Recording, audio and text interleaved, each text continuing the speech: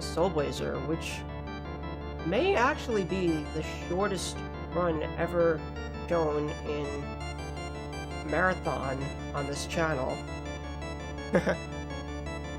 Thank you, Glacier. I actually wanted to do a bid war to name the main character, but I was told that I couldn't do bid war, so I'm just going to go with the acronym for this marathon.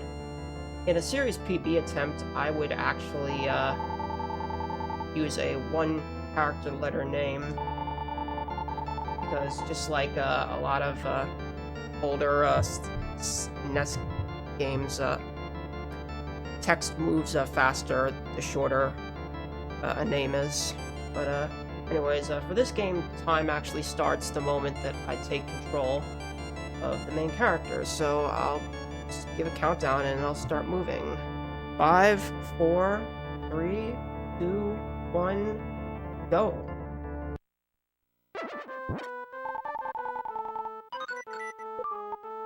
So the objective of this game is basically to defeat all the monsters that come out of or are linked to monster lairs.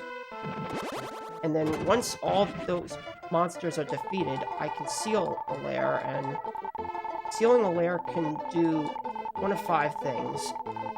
It can create a pathway that allows me to progress in the dungeon that I'm currently in. It can create treasure chests, some of which contain items required for progression, and others of which just have useful items that I would like. It can create a warp point back to the save room. It can create statues that can warp me back to the town area, which I'm in right now, and also offer rewards. And the other thing they could do is they could free the soul of an NPC that lives in the town area. As you just noticed, the town area is completely empty, and so basically what I need to do is free enough NPCs that the town will be rebuilt.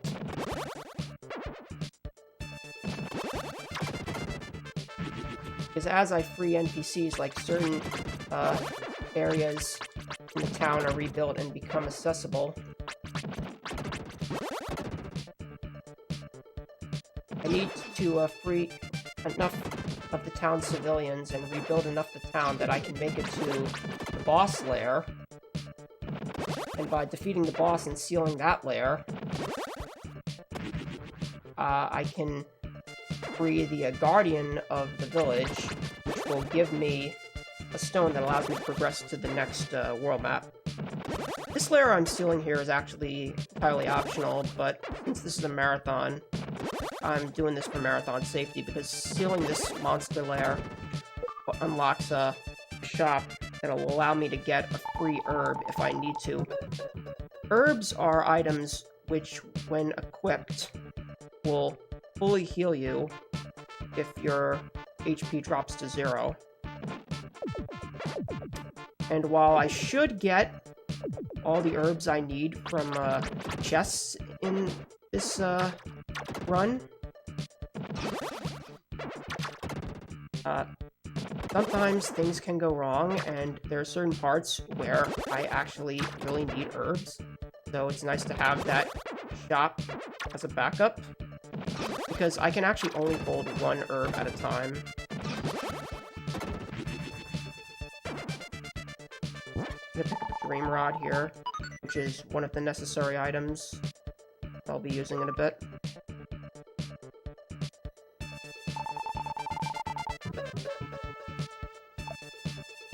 So, as you just noticed, I restored the guardian of that bridge, which also restored the bridge, so I'll be able to cross it next time I'm in the town.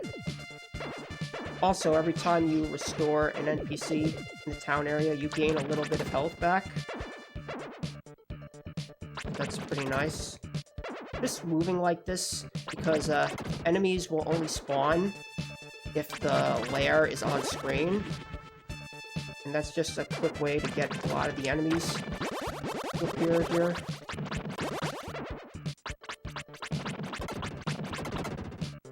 Normally I would have taken a little more damage, because after restoring this house, I'm actually gonna take an intentional death to get back to the town. In this game, if you die, you don't get a game over. You get sent back to the save room and you lose all of your gems. Gems are items you obtain from monsters when defeated, which allow you to use magic. However, a lot of the time it's faster to just take a death warp than it is to walk all the way back, because right now I actually have to do a few things in town to be able to progress in that dungeon. I need to operate the lever here to turn on the elevator. Or wheel, I guess.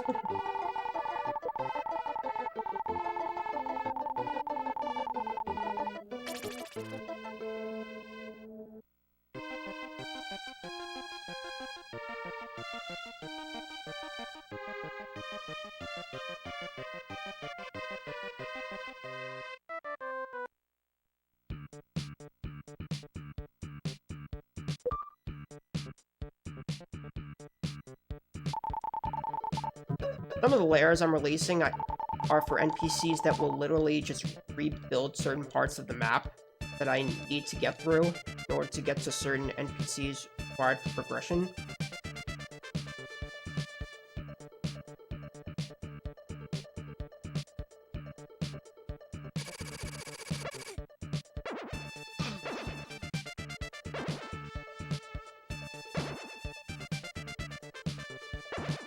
Combat is actually pretty simple in this game. There are two ways you can damage enemies. You can either use a sword, or you can use magic. Right now, I only have one magic spell, which is the fireball I start the game with. I'm actually not going to be getting that many of the magic spells, because most of them are out of the way and nowhere near as good as the second magic spell I will be getting in the next world.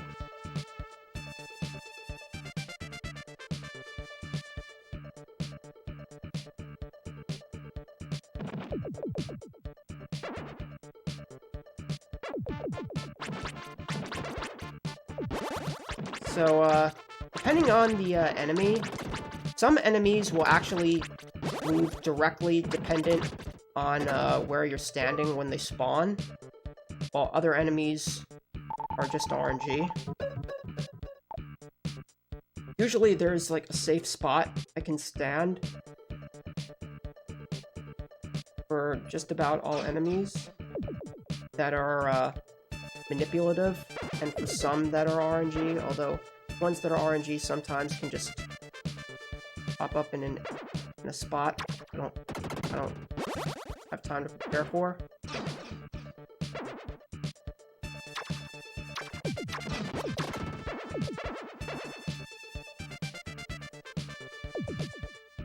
Took out that torch because those torches hurt me with fireballs.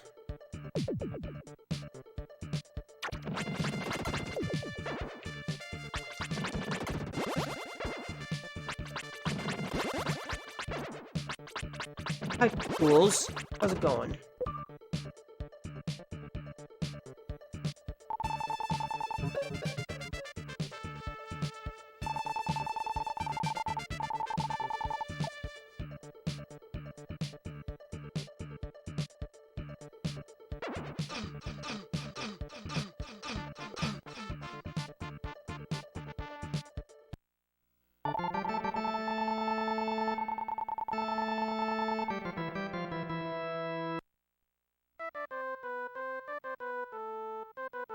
So, now we're gonna meet this woman named Lisa.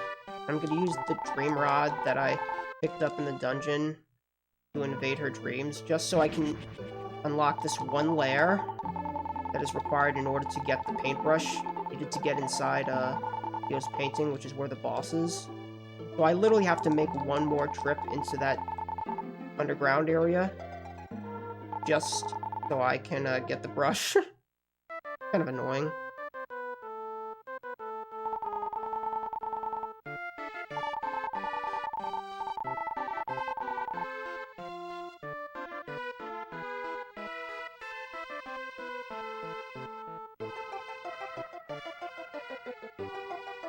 What you're noticing me do now is something called a crab walk. By holding either the R or L button, I can actually move on a map without changing the direction the player character is facing. This is extremely useful in a lot of places, because first of all, a lot of the time I want to be able to damage enemies, which requires the sword to be in a position that it can hit them, but I also want to make sure that I'm in a safe position so that I don't take damage. And crab walking a lot of the time will allow me to stay in a safe position while still be facing the right direction to swing the sword. And another thing crab walking does is it allows me to have my sword pointed outwards. So I can damage enemies with the sword either by swinging it or by poking them. And the third thing that holding the crab walk button does is it attracts gems. Basically, if I'm poking out my sword, gems are attracted like a magnet, which is very nice, because otherwise I'd have to walk towards them, and it would be kind of hard to get the gems quickly in time. Oh, wow. Oh, well. Yeah, still safe. Gem drops can either be 1 gem, 5 gems, or 10 gems.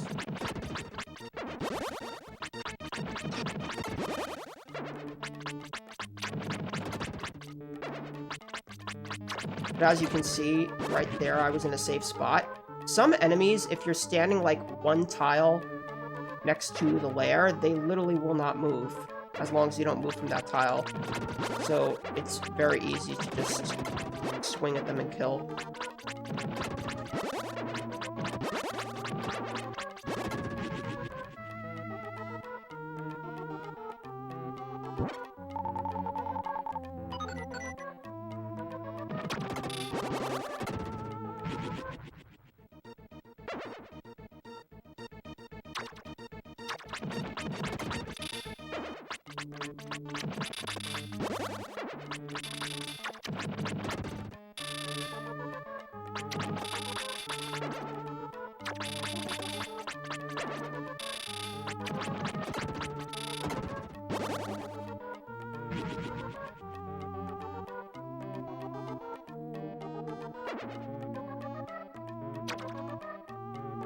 Alright, so coming up on the first boss. First boss basically...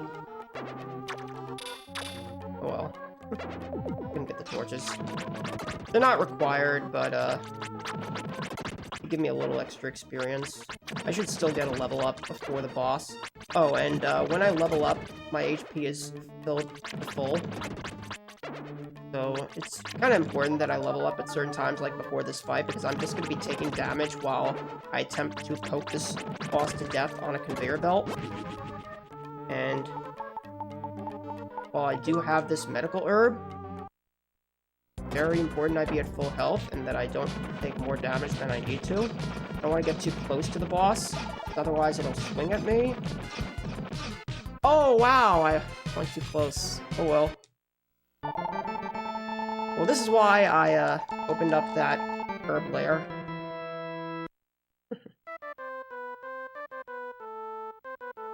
Because something like that can happen if you're not careful.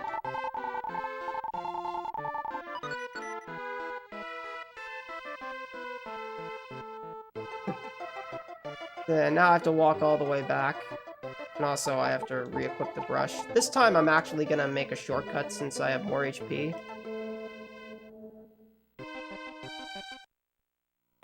I was really close, also. Down to 1 health.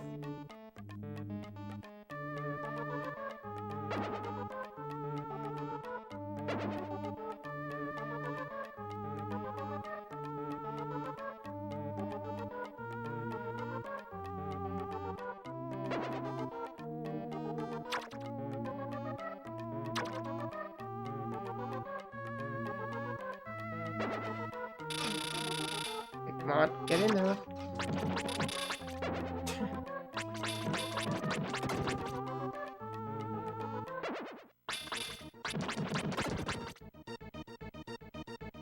Fortunately, I don't need gems for this part. And also, whenever I go into the save room, I get a free heal also. So if I die again, I can just take that warp point back.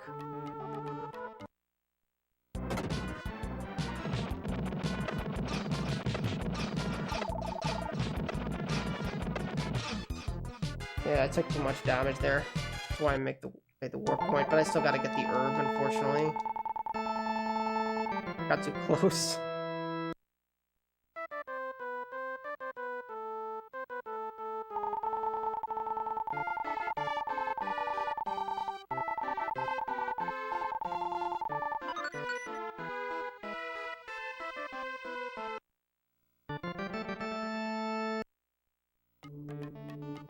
Alright. Attempt number 3.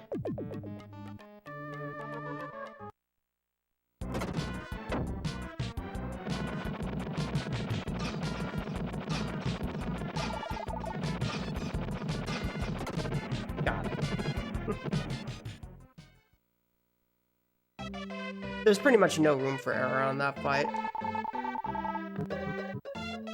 Like, if I take one hit from that swipe, which, by the way, makes the boss invulnerable, I'm probably dead. Or if there's a point where I miss damage on it, probably dead, because it's basically a race to see who dies first.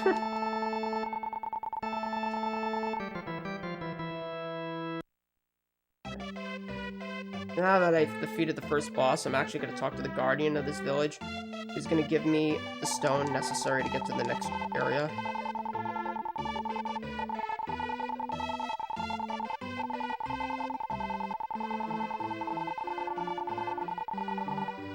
At least I don't have to feel pressure to get a PV now, because this would have been a reset already. Not to mention I don't even have a one-character name. I can play things as safe as I need to.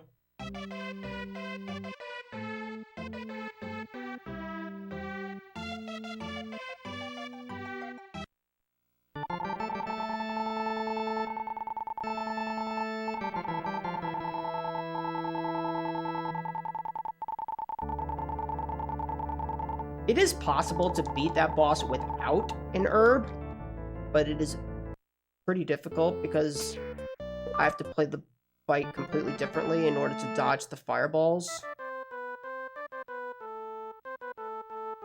Thanks for the good luck, Easy. GG on your run. Or MASH, whichever you prefer it to be called.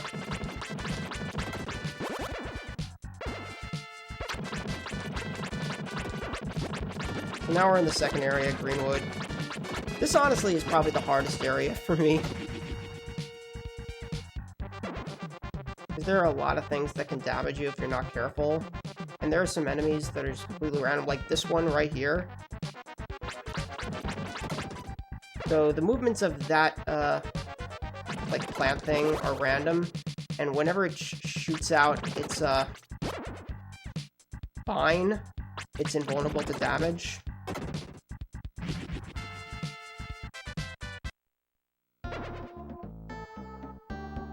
Oh, I'm glad you like it, Escargot.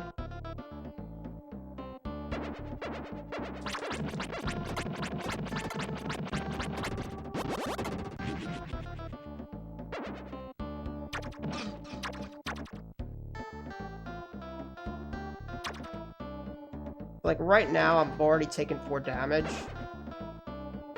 Fortunately, I should be getting a level up soon. But still gotta be careful. Yeah, there's my level up.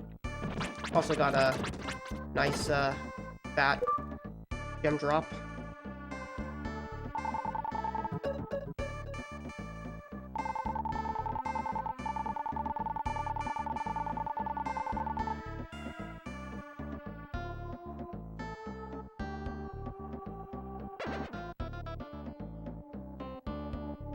There are actually a few layers I'm gonna be sealing here that are technically optional, but sealing them will allow me to get some items that will make the rest of the run a little easier.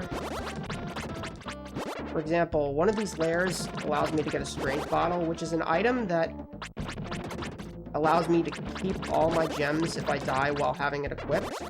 And then there are 2 layers that if I unlock them,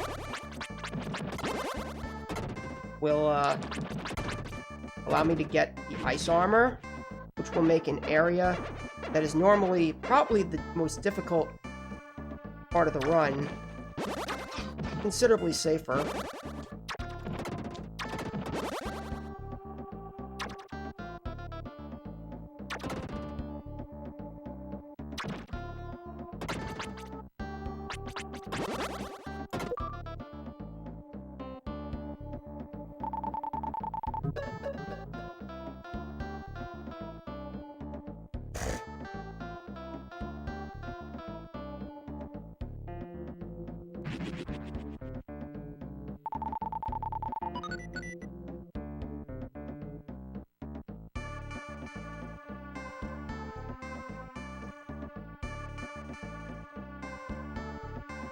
So this next layer requires me to kill 2 these statues.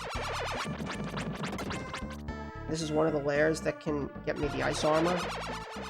The ice armor is also helpful in this particular world because there are certain bridges that are go on fire, or they become hot, I should say. But I'm mainly getting it for another area that has similar floors. Because, optimally, by the time I actually get the ice armor, I won't even need it for this map anymore.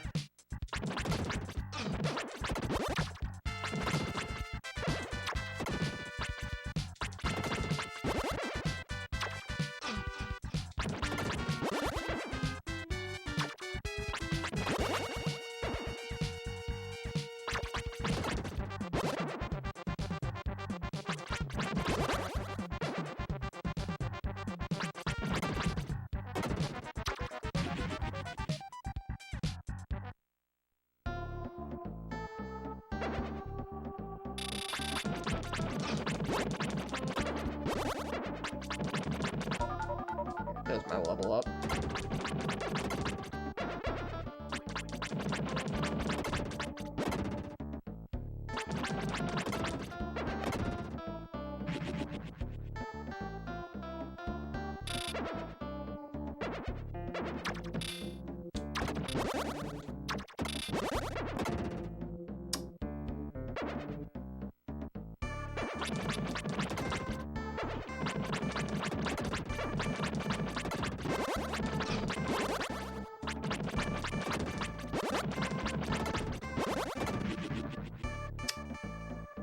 This is the other layer for the ice armor. Fortunately, this layer is not the worst layer in this room. There's another layer with lizards just like the ones you see there, except the lizards from that layer teleport. And where the lizards teleport is random. Why does chucking fireballs at fire elements hurt it? I have no idea.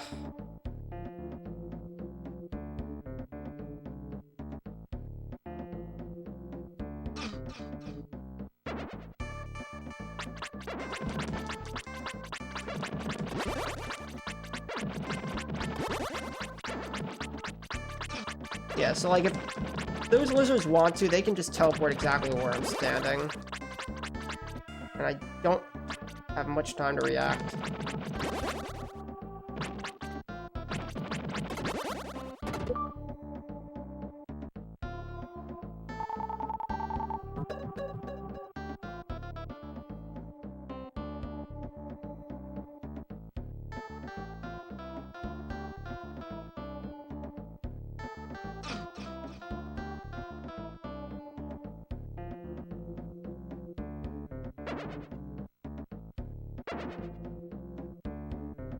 Ah! Quite, past the enemy.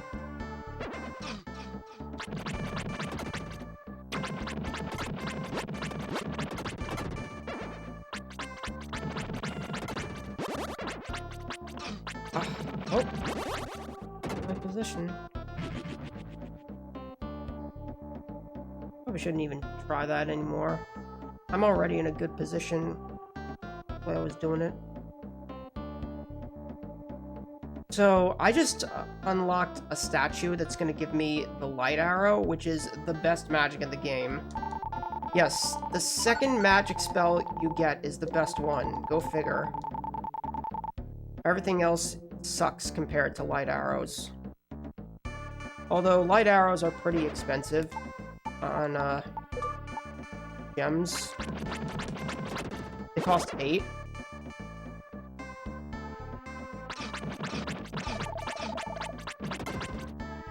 Okay, well, now I have to play things really careful.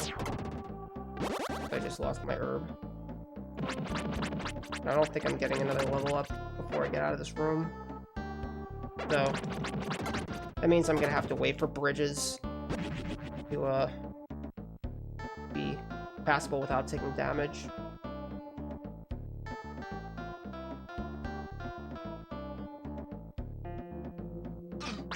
Oh, okay. That was not a safe position. Could be bad.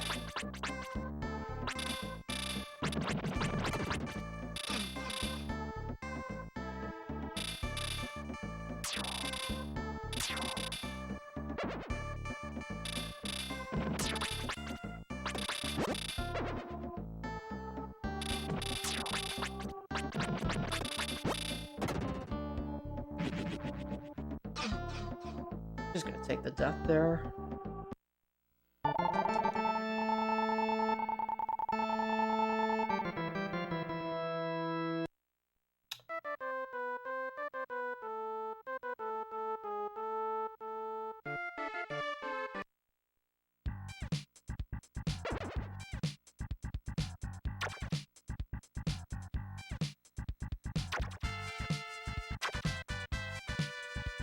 Fortunately, I took that death before I got too many gems. What I really should have done, since this was a marathon, was just created the war point early. That's actually what I'm gonna do now.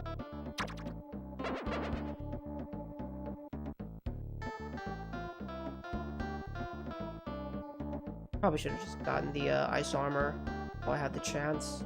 Because I didn't even get another herb.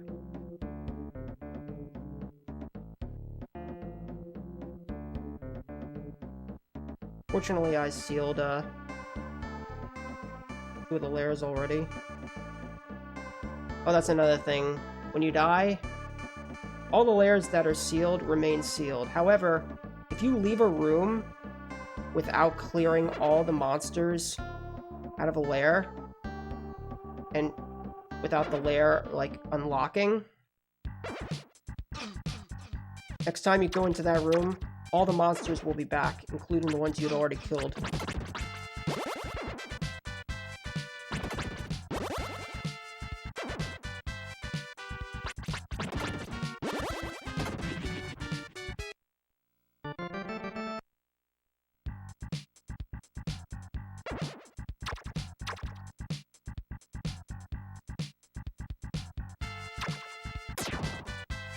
Oh, I forgot I had light arrow on.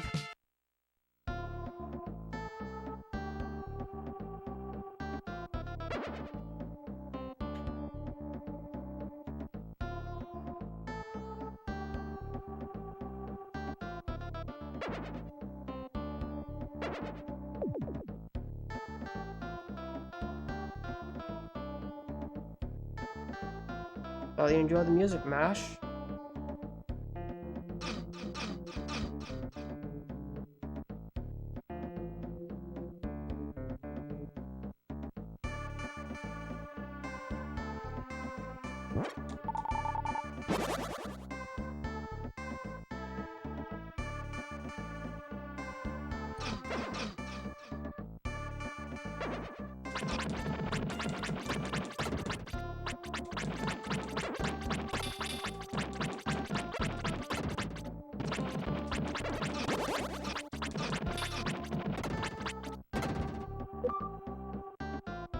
Is not standing in the right position. But I should be fine.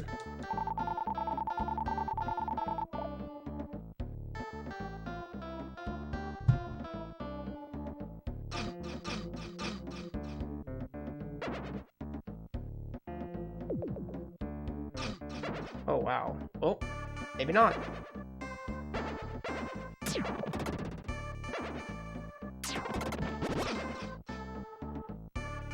This is sketchy. Actually...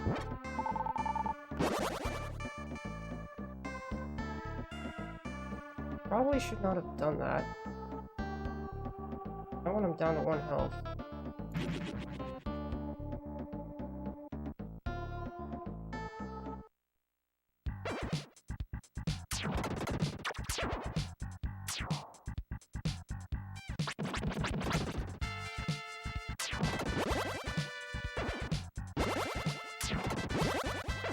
Oh, wow. The movement is not good. Alright, I think we're safe. I made it back with 1 health.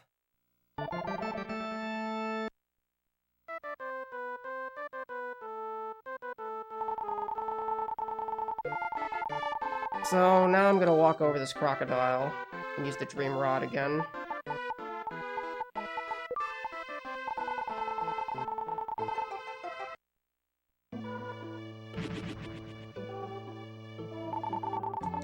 Honestly, I probably shouldn't have gotten that second gem chest, in case I did take a death.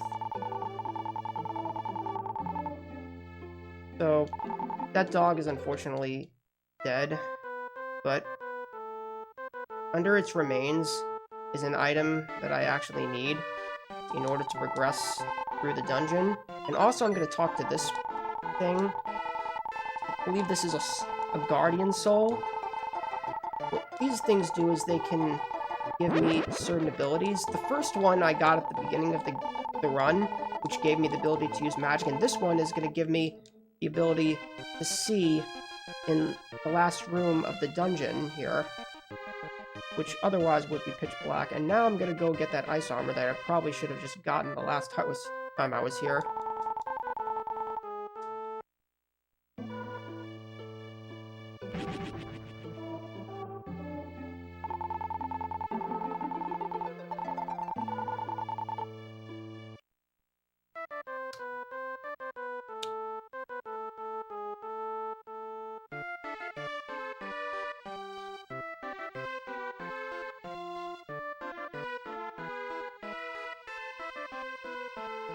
I'm really glad I didn't die, because this next area is one where I'm gonna need a lot of light arrows.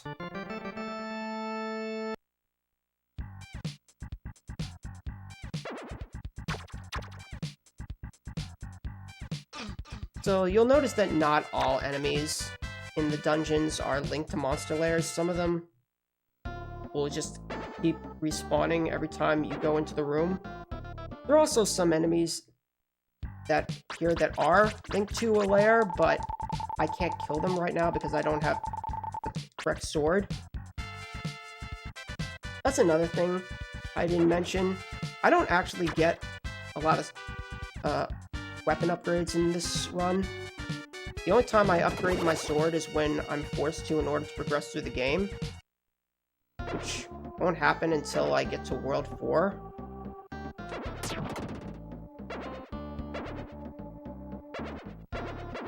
The reason why I don't bother upgrading my weapon very much is because, first of all, a lot of them are out of the way and require sealing more layers.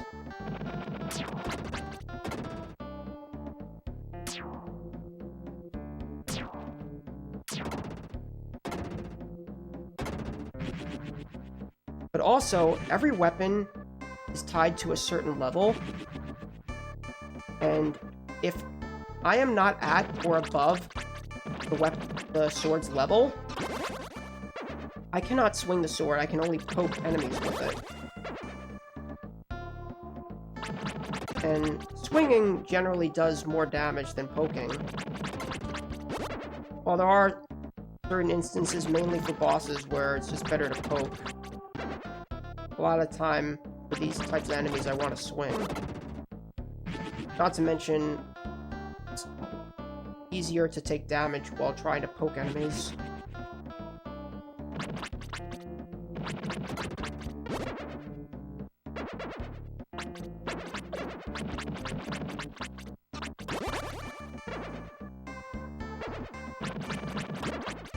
Those sun-like enemies you see in this room, I can't kill without a certain sword. But I will have to come back here to kill one lair that has them. Because it's required in order to complete the game.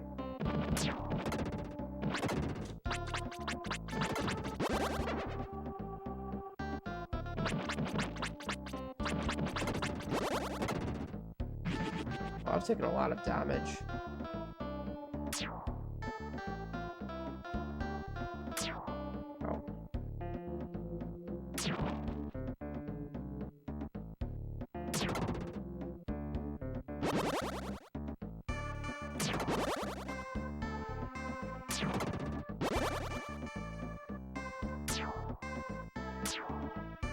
Oh, I'm out.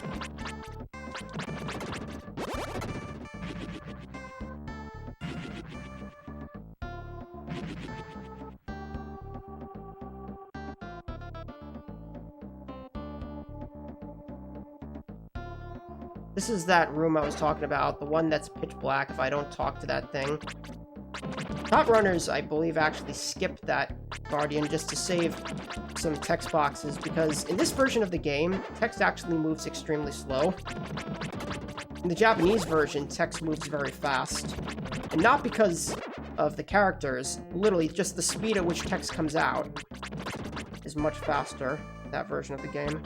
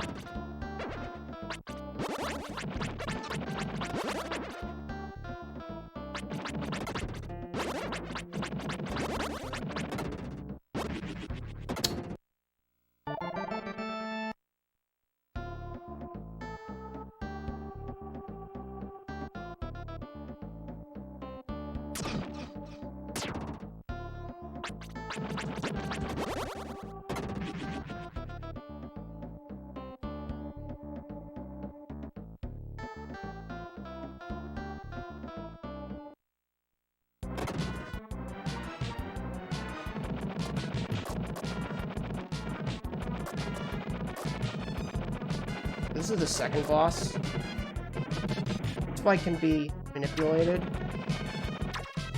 They will move relative to your position, but I gotta be very careful, because if I lose that manipulation, I'm probably dead.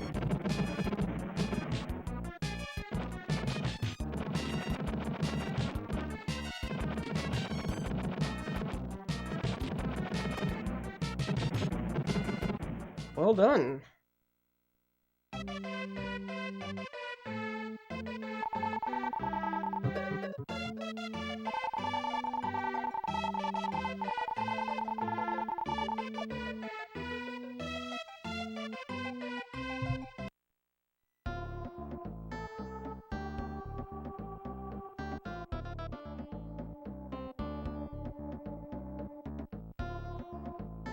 So when I get to World 3, I'm actually going to take a save. Even though I can't game over in this game, there are certain times when I really don't want to lose gems. And one of them is the first map of the next world. Because that map has rocks, which if I try to hit them with my level 1 sword, they'll only take 1 damage. And then I do have to clear some rocks in order to progress.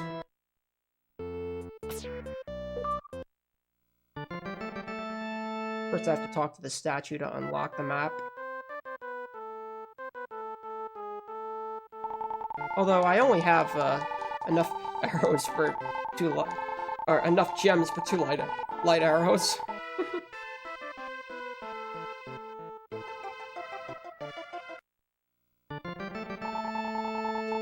That's probably not going to make much of a difference. But I'm going to do it just in case I need to.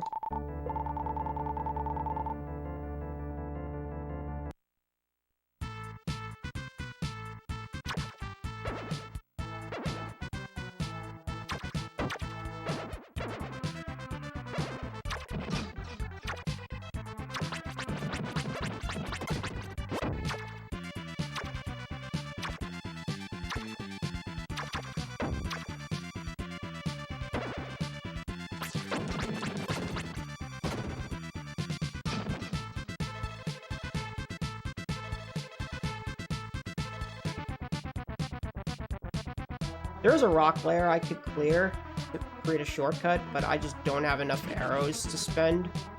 So I'm just gonna have to move the long way, and I just died anyway. So, I'm gonna try this once without my gems. And if I can't deal with the rocks, I'll reset.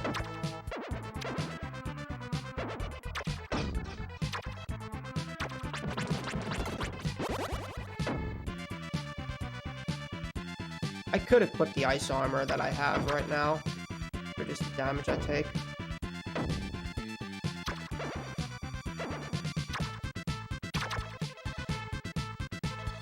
Hopefully I'll get a lot of gems from this next plant layer.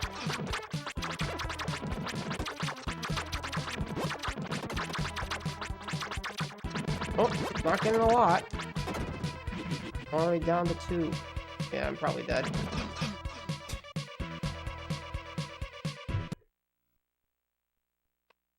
Just gonna reset and reload my file.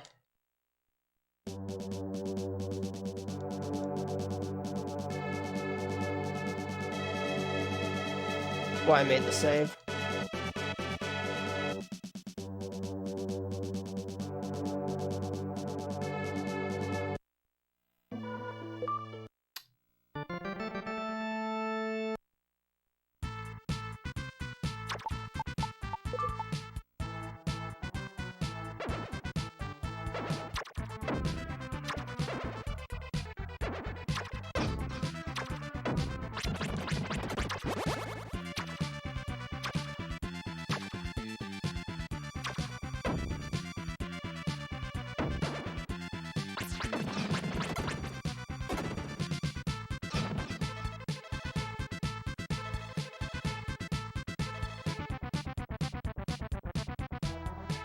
It can be hard casually if you don't know all the tricks. Of course, once you find out how much better Light Arrow is compared to all the other spells, not too difficult.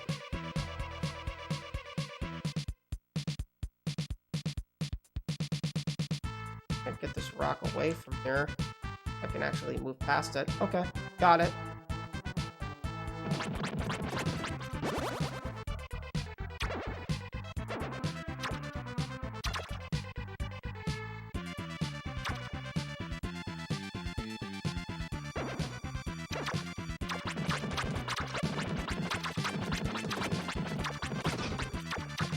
Wow.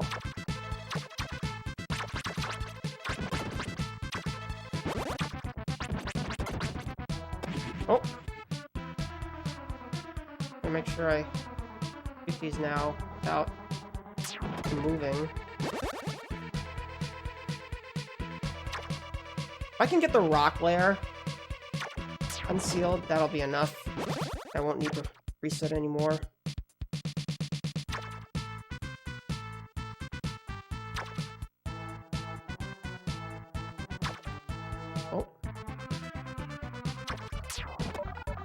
Oh wow, I got a level up. Oh. I'm fine now, I guess.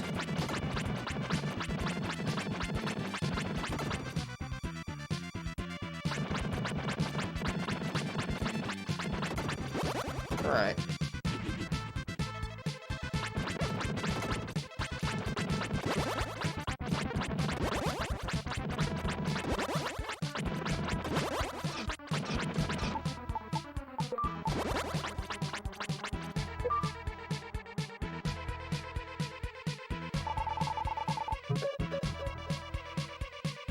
Took off the ice armor there so that I can death warp faster because I'm currently at max HP -1.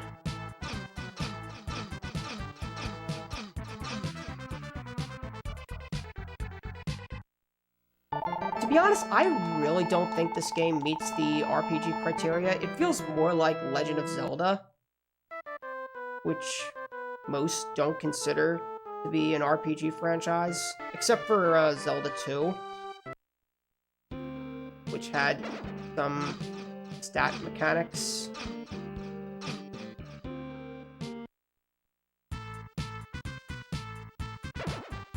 Like, it does have, like, an experience system, but it's pretty linear.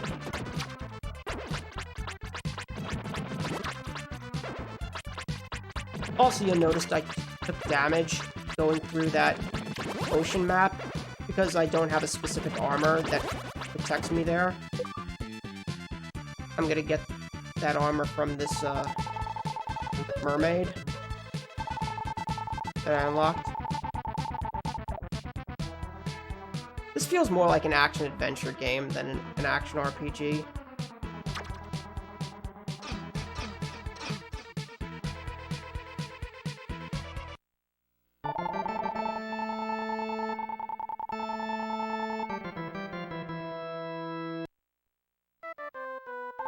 So, I gotta talk to these statues in order to unlock the areas in the ocean, because it gets rid of what looks like tombstones, but I'm not sure if they are tombstones. But this mermaid is gonna give me the bubble clothing.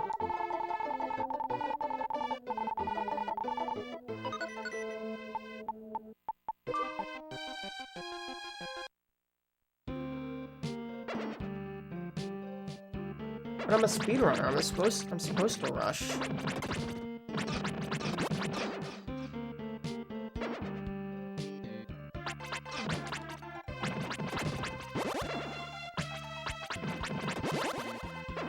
These jellyfish move randomly. However, in this position, you'll be able to get them. There's another jellyfish lair that is very annoying. Like, impossible for me to find a perfect spot.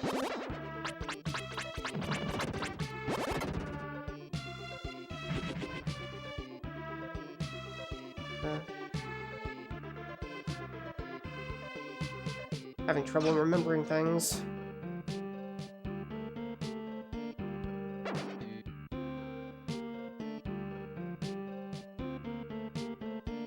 Oh, yeah, I'm really having trouble remembering things, I think.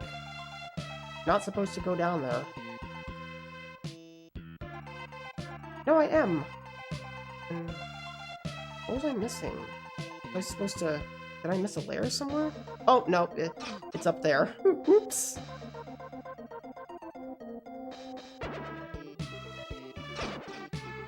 Whatever, I'm gonna need to take a death warp anyways. Actually, I'm gonna get a level up.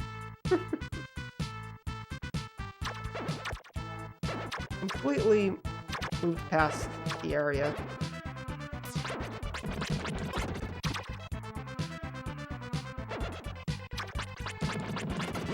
This is a safe spot, because I'm one tile to the left of this monkey lair, which means the monkeys won't move, as long as I don't move.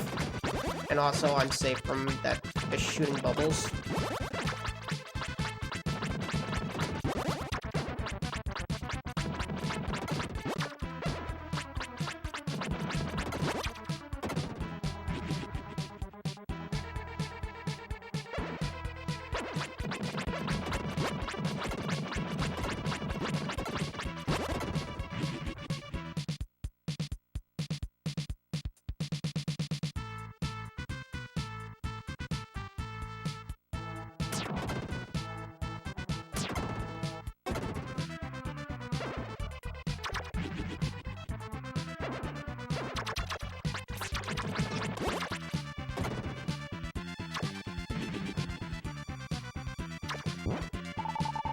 Pick up some items here. One of these chests has strange bottle. Not strange bottle, a medical herb, and the other has gems. I'm gonna actually really need gems for the next part. There are a lot of those rocks, which is also why I picked up the strange bottle in World 2. So that I can take a death warp without losing my gems.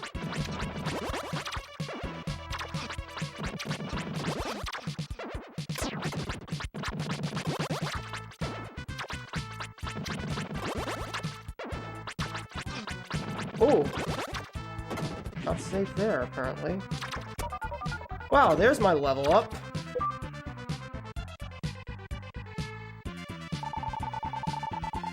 Went a little later than I would have liked.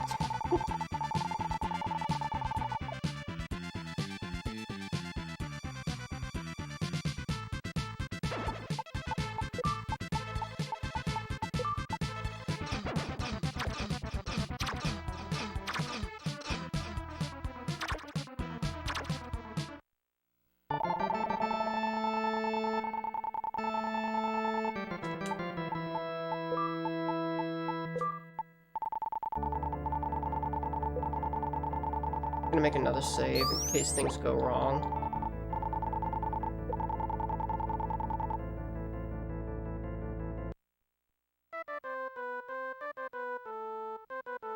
As you might have noticed, I'm pretty bad at this game.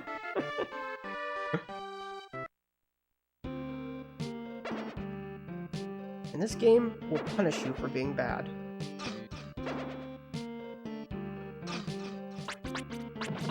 This is that other jellyfish lair I was talking about.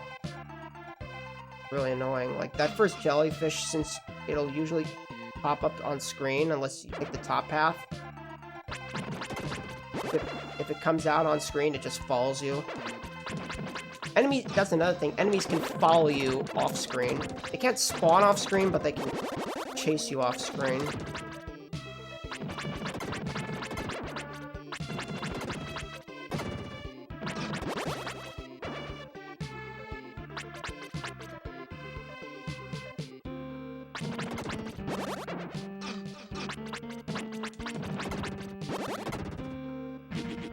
Alright.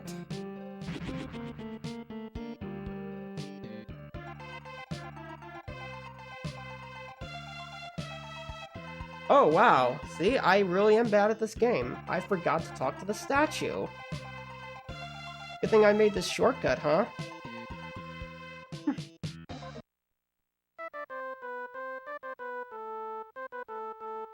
Always happens. I always forget something in this world.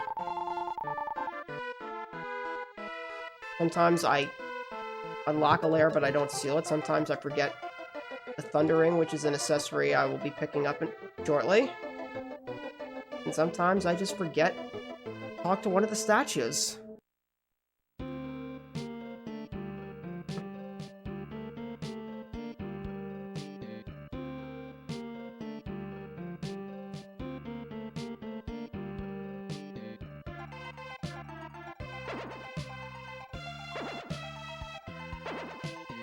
I mean, I used to think that just having a leveling system was enough to make a game an RPG, but now so many games use one. I feel like there needs to be more criteria. Like RPGs typically should have, like, equipment or abilities to improve your stats.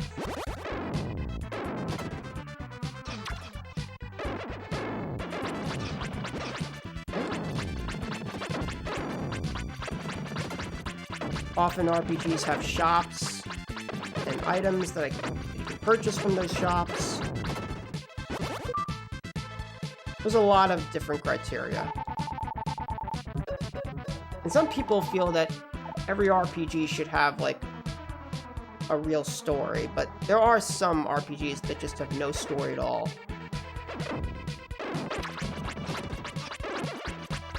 In this area, rocks can just drop on top of me randomly.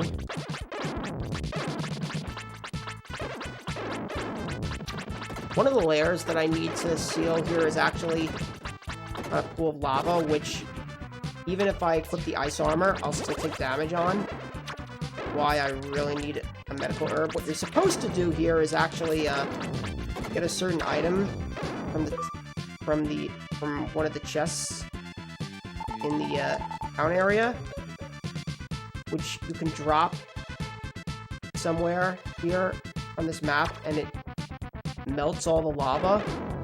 But that takes a lot of time, and I actually want to use the lava for a death warp, not just now, but later in the game.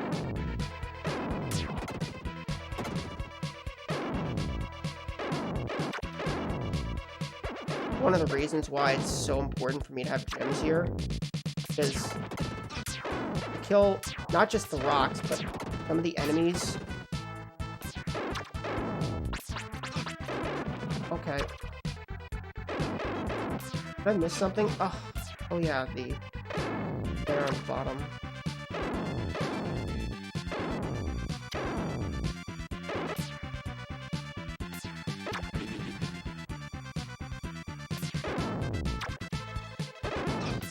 Well, things are not going very good. That bird just won't stop chasing me. Okay, I killed it.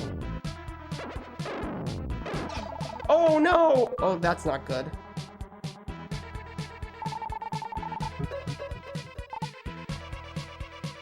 Not sure if I'll be able to make it to that lair without my herb. Certainly not if I run out of health.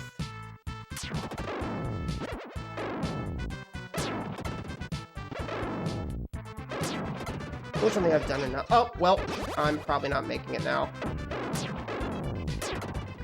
Let's just seal the lair. Well, I don't even have gems anymore.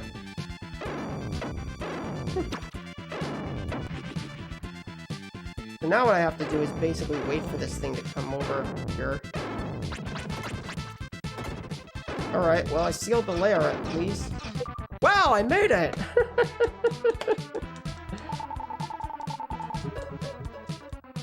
Just barely.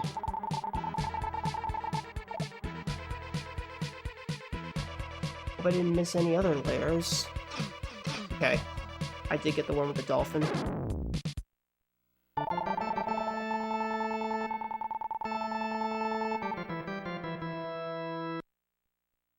Yeah, I know.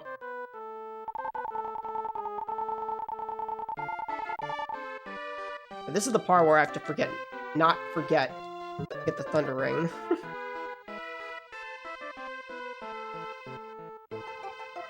Because there's literally one lair in this whole game that I cannot seal unless I have this item, because it requires...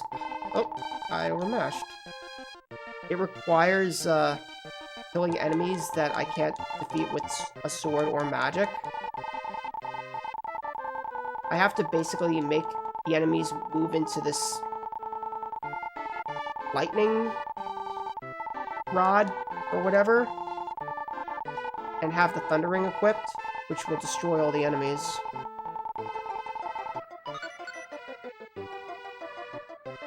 Yes, this is not a Doom clone.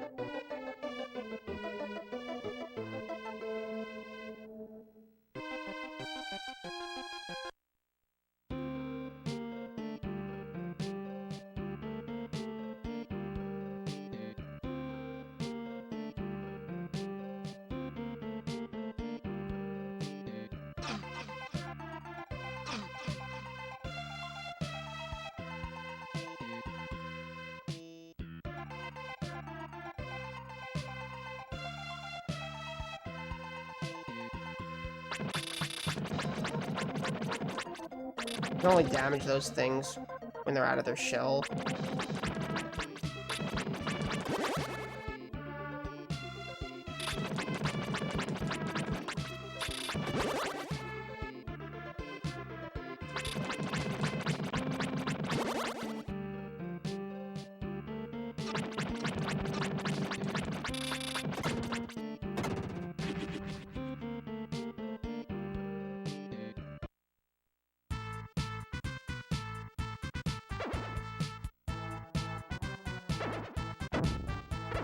Why is it better to poke a boss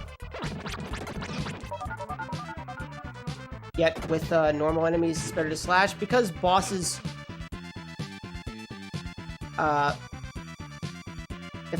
Basically bosses. If I try to, the thing about swinging the sword is that it requires actually staying in one place, and often bosses will just move right onto you.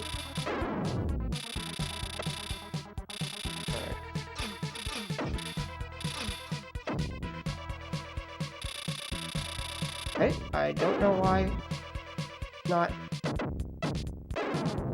There we go. That took longer than it should have. Yeah, I needed the Thunder Ring in order to kill all those metal monkeys. At first, I had to actually touch it while the monkeys were nearby.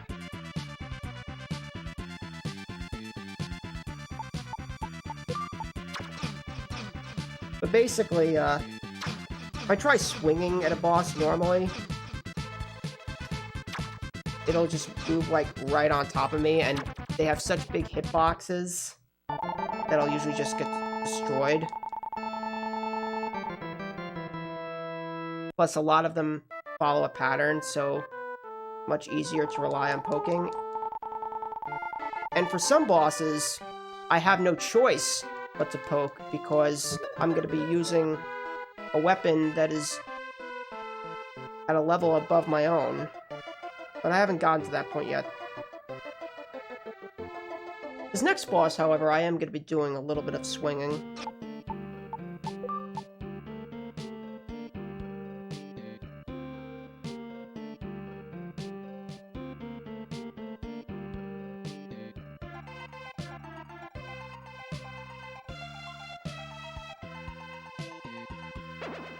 Thanks, Zell.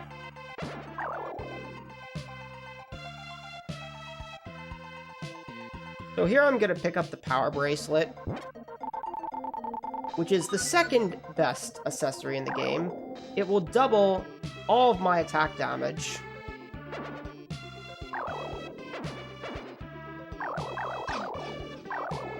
Whenever I have it equipped. Although at some points I will have to remove it either because I need to equip a medical herb, drink bottle, or some other item needed for progression. But whenever that happens, I will be quickly re-equipping the Power Bracelet. Because I still have my original sword from the beginning of the game. So you can imagine I'm doing pretty weak damage. Well, I've been able to get by so far. I won't be able to much longer without better weapons.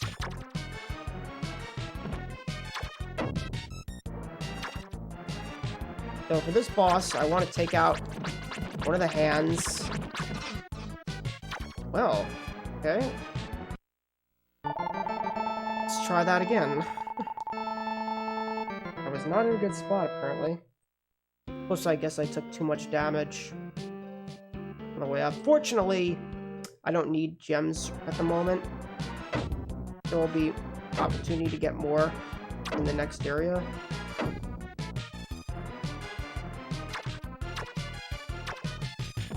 You'll notice I'm taking damage from those cracking floors.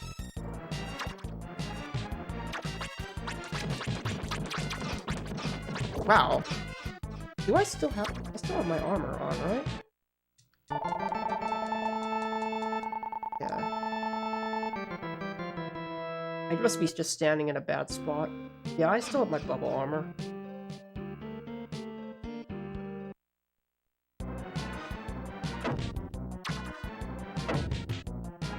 Usually when I die to this boss, I don't die to the hand. I die because I'm standing in a bad position relative to the skull. Alright, I think this is the correct position. Yeah, the hand can't damage. Oh, wow! What? I've never seen that.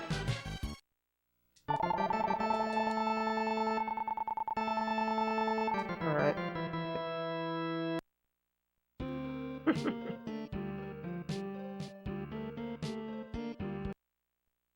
Oh, I'll beat this boss eventually.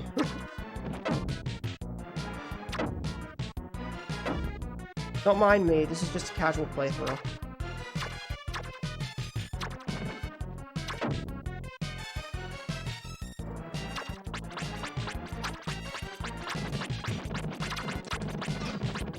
Okay. Usually that position works, but I'm gonna have to change my strat here. I might not be high enough, because I've never seen the hand move in that direction. Like I said, a lot of the strats depend on the position.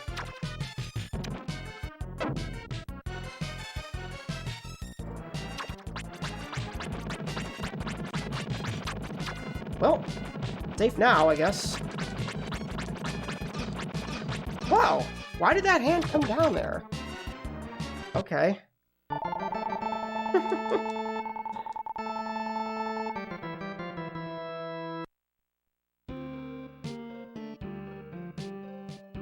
This has never happened to me before.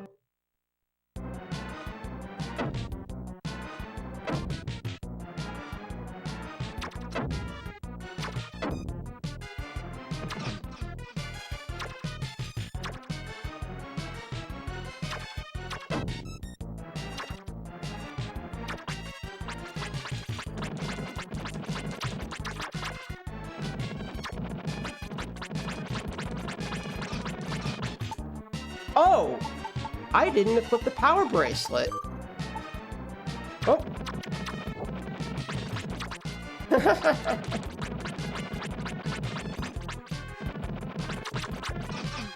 Well, that's entirely on me. No wonder I wasn't killing the hand.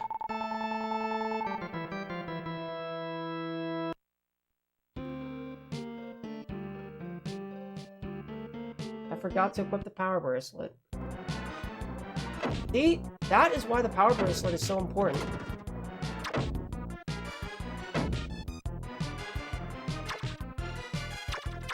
Normally the hand could die before it can even do that.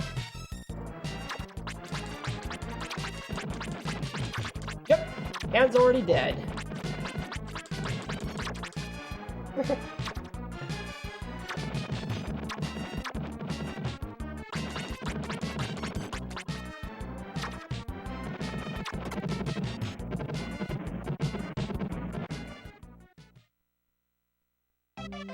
Well, that's a demonstration of what can happen when you forget a menu. Fortunately, it took me probably 5 minutes to realize my mistake.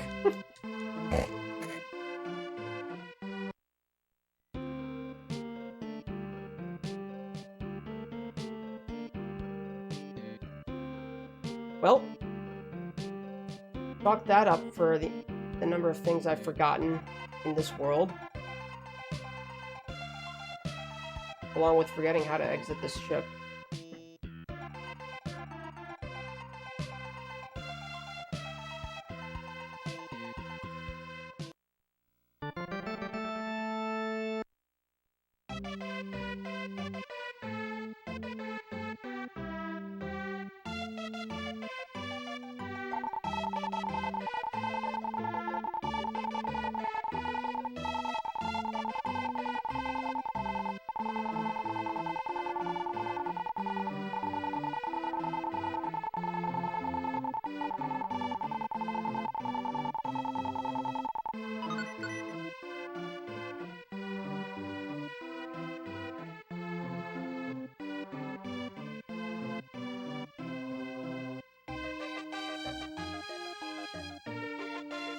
Don't know why I went down there.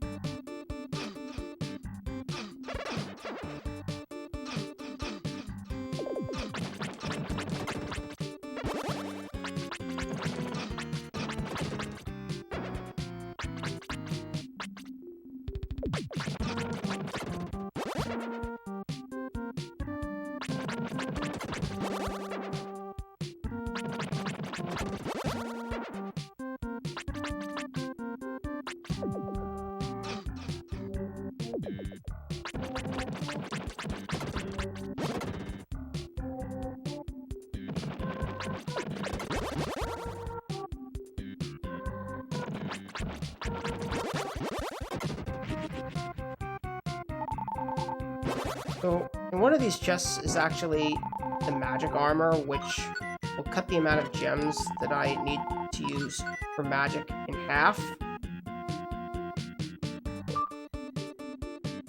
Which is really nice, because I need to use a lot of light arrows in this area, since some enemies will go completely out of control if I give them a chance to move at all outside of the lair that they spawn from.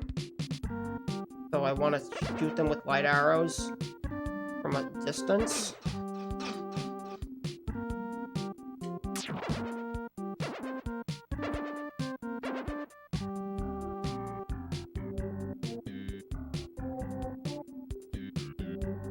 Right now, I can't actually walk across that ice because I don't have the mushroom shoes, but eventually I will have to go back to the town in order to get them from an NPC in order to progress further.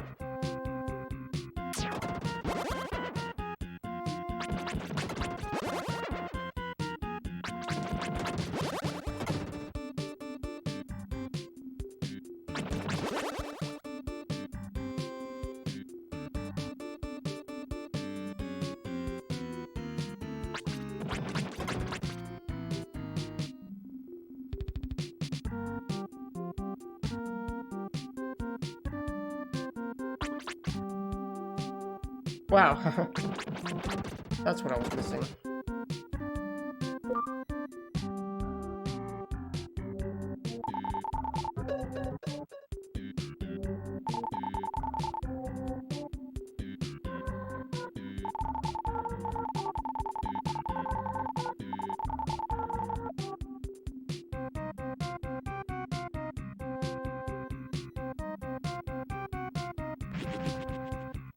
This statue is going to take me back to the world map area.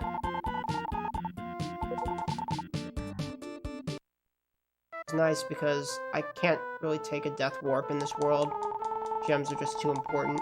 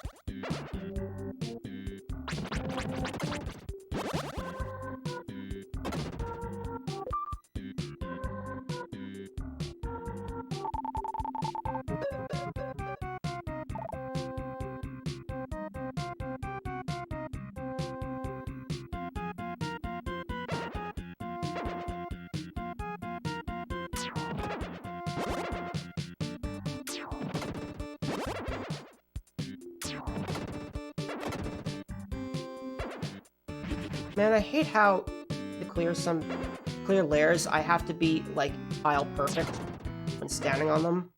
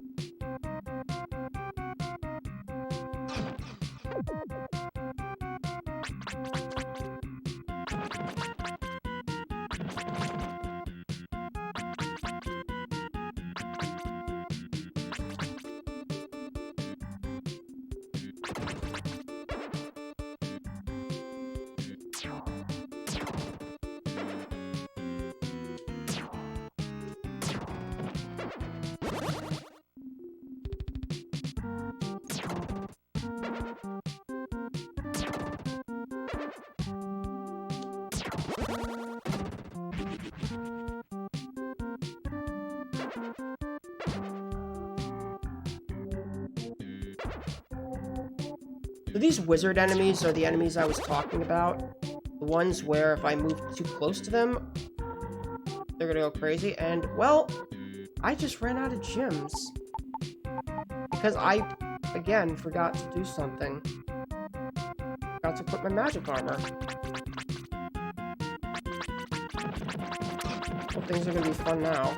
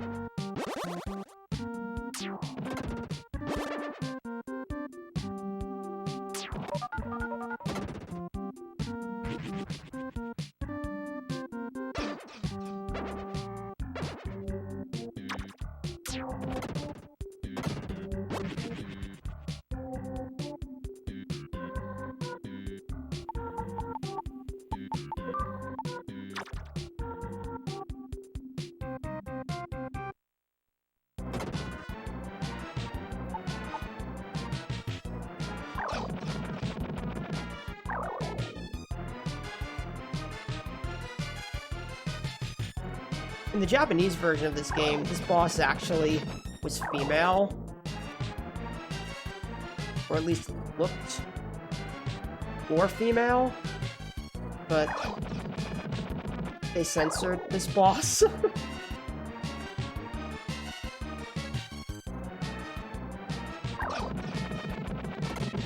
Because in the Japanese version, the boss had much bigger breasts.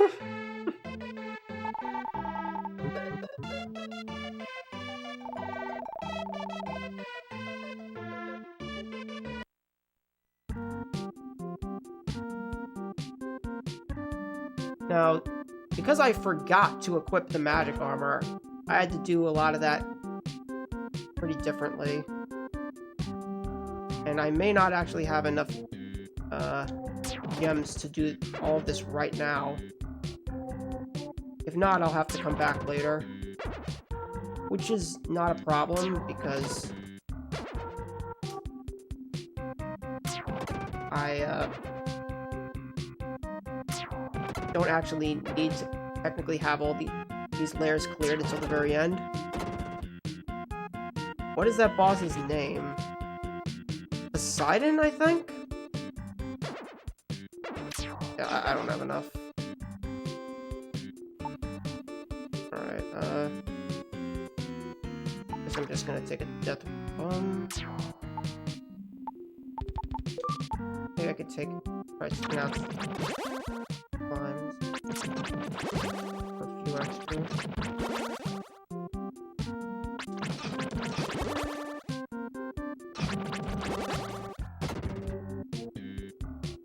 Might as well clear this one.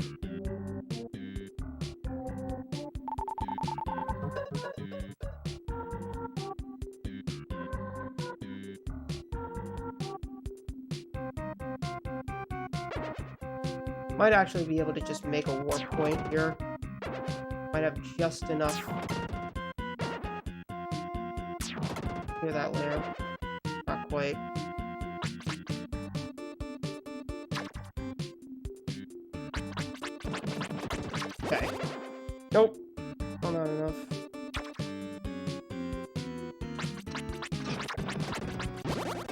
Alright. If I clear this bat layer, I can just make a warp point for later.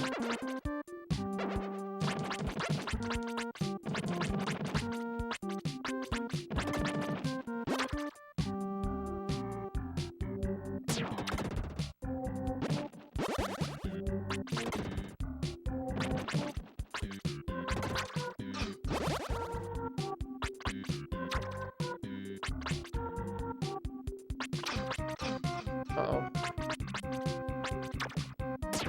There we go.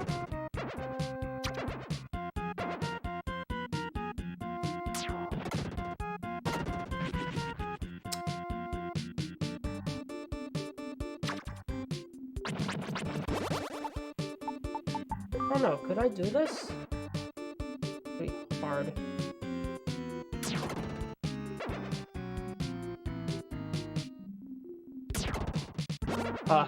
Did you Google the boss?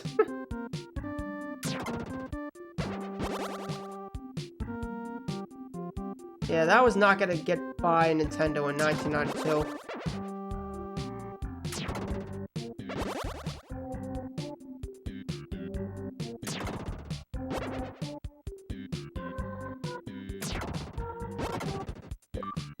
Well, good news, folks. I don't have to come back here.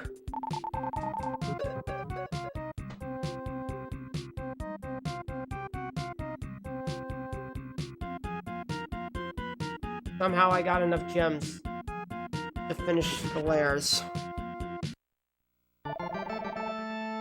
But basically,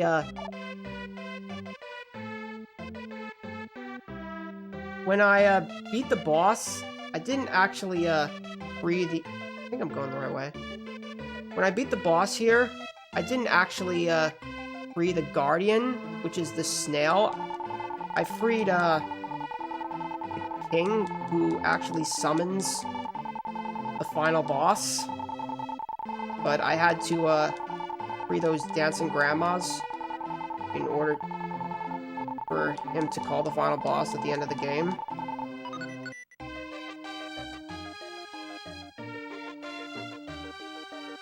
The actual Guardian, who has the stone necessary to go to Leo's lab, is actually in an entirely different layer.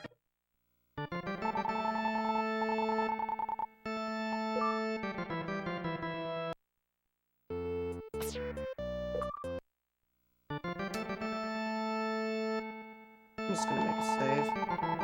I don't know what's gonna happen.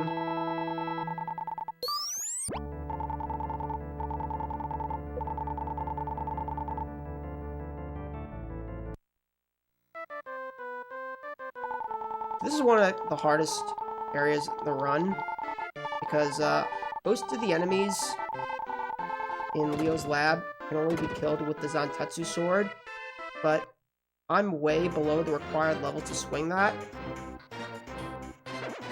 And that's the only way I can kill them. I can't kill them with any other sword or magic. So, a lot of these enemies, I'm just gonna have to poke to death.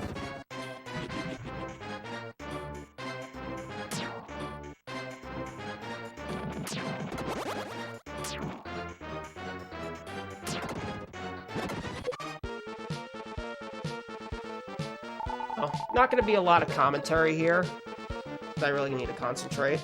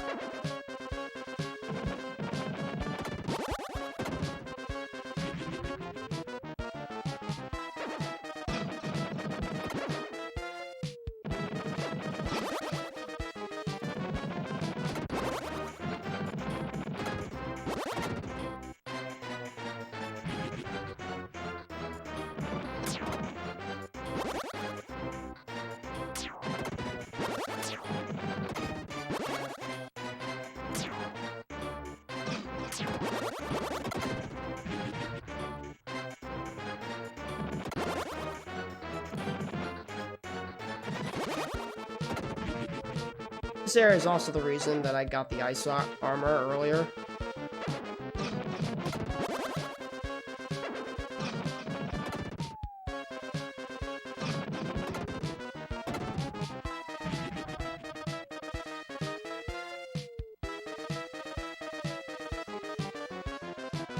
Because you're going to see lava pools here that would damage me if I didn't have it equipped.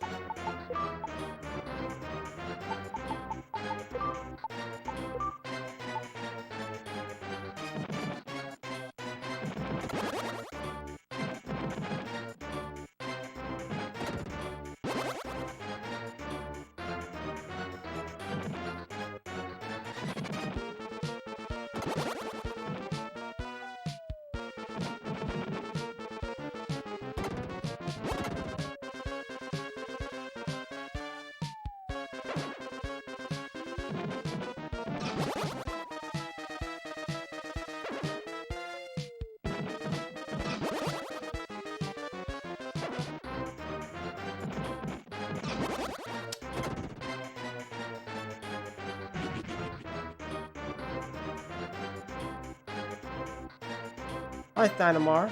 Or Thanamir. How's it going?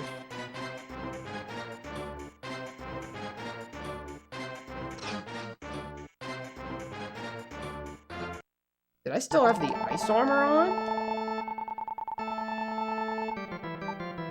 No, that just did a lot of damage. Oh well. Guess I gotta walk back. I underestimated how much damage those things do.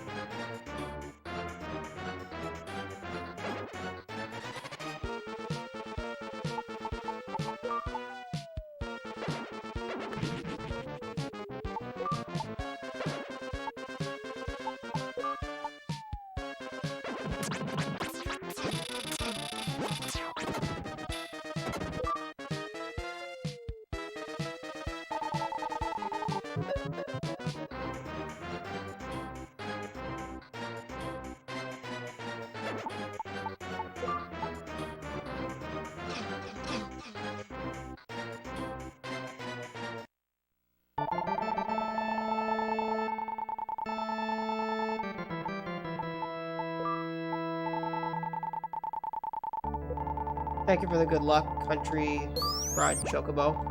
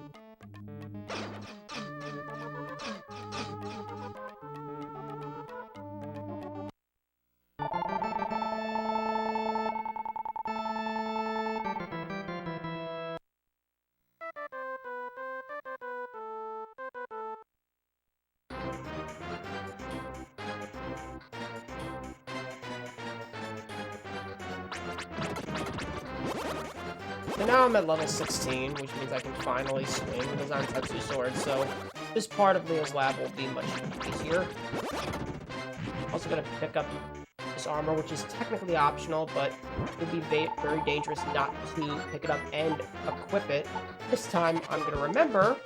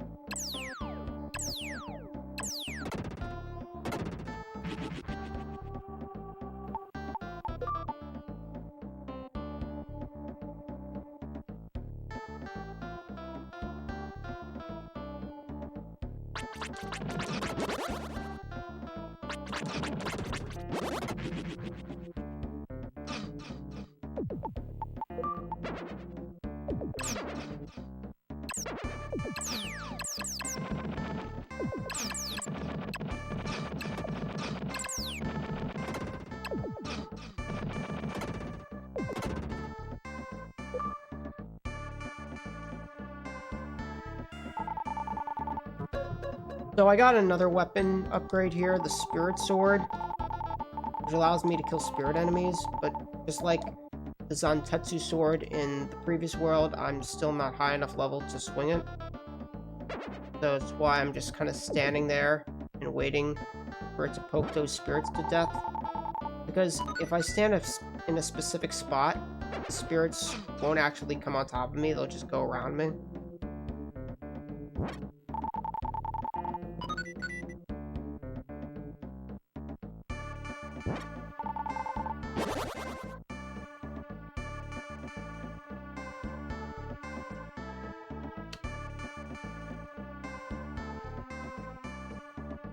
Don't mind me, just going through an invisible wall. There's another Guardian Soul that can give me the ability to see through those invisible walls. But it's just too out of the way, and there are only a few that I need to memorize. It's not as bad as that one room in World 2.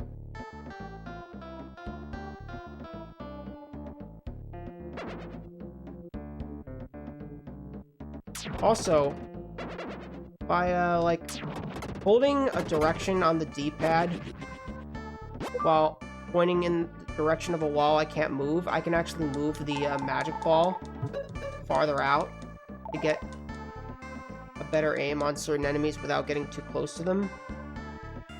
This is what I wanted to do for those things, because I wanted to keep them on the layers, so I shot them.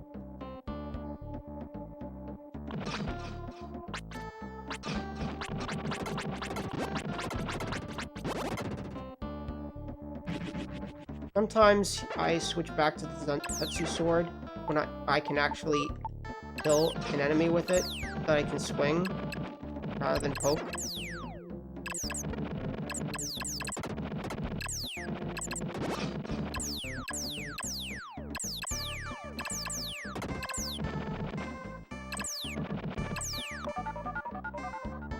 I did not want to get that level up. That was a bad time for a level up, but I would have gotten it at the beginning of the next area. Probably killed a few extra enemies.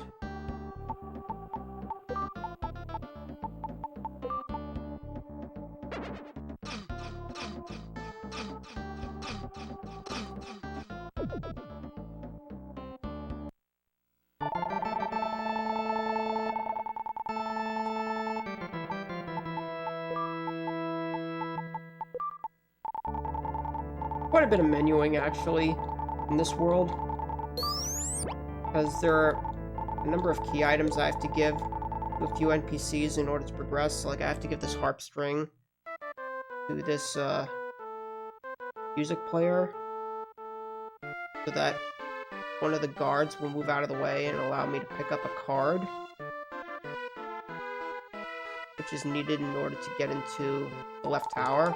And then eventually I'm gonna get another key card once I free the queen, which lets me get into the right tower.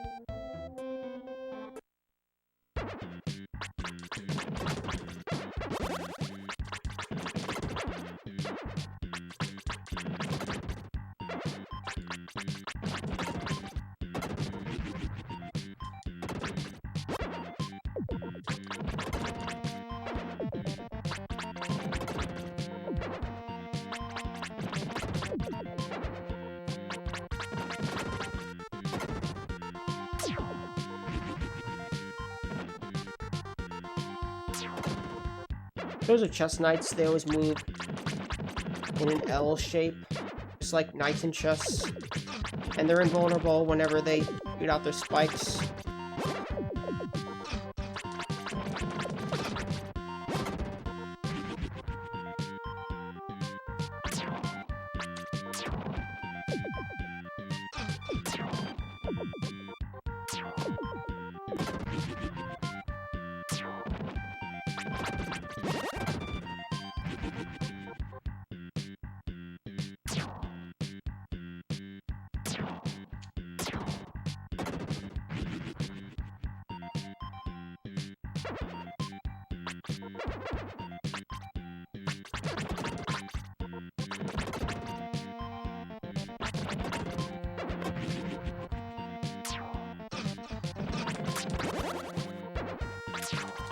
These enemies, as long as I stand to on a diagonal tile directly from their lair when they spawn, they can never hit me with their boomerang.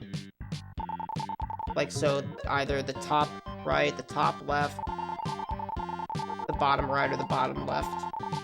I'll be in a position where I don't get hit by that thing.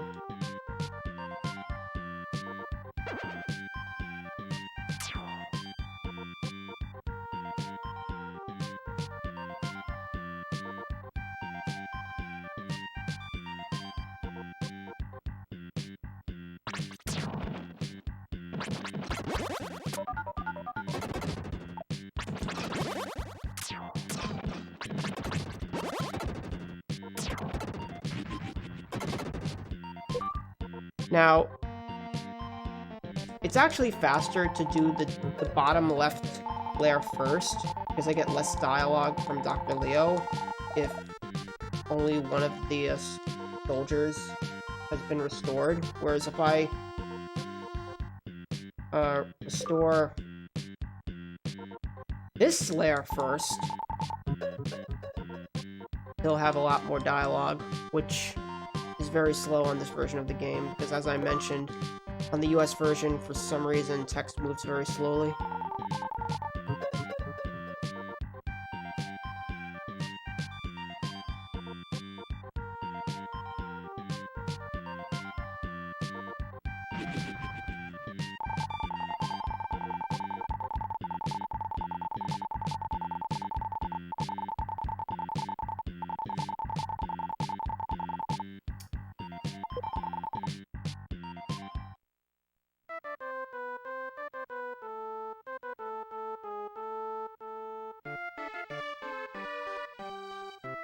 The queen here is going to give me the VIP card, get into the right tower.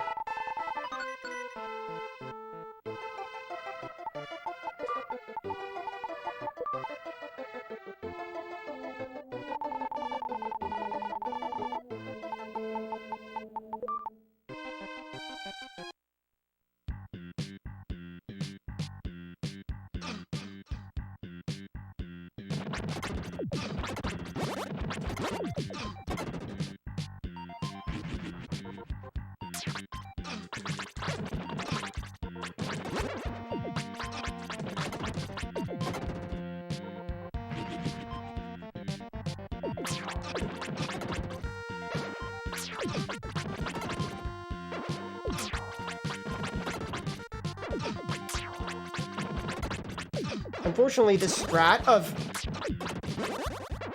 Wow.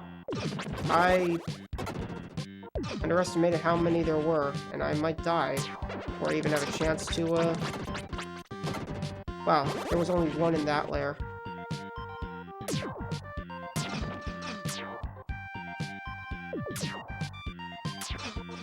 Well, there go my gems.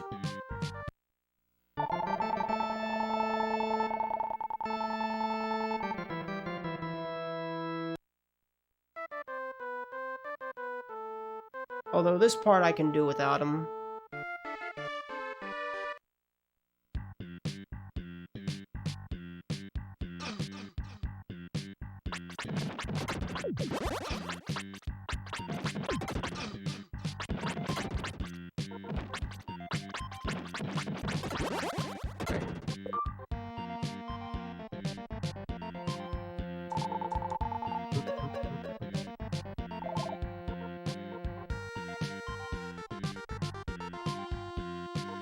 We're glad that the layers in this world store a lot of health.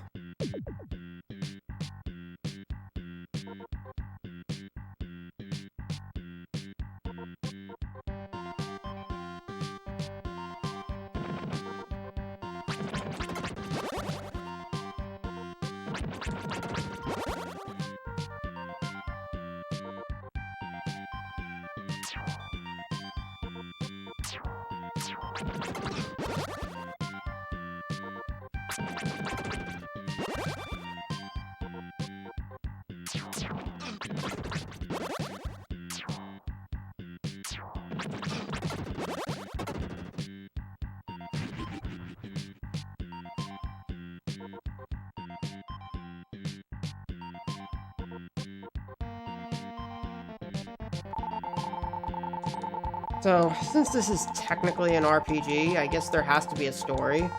And this is the longest dialogue sequence in the whole game.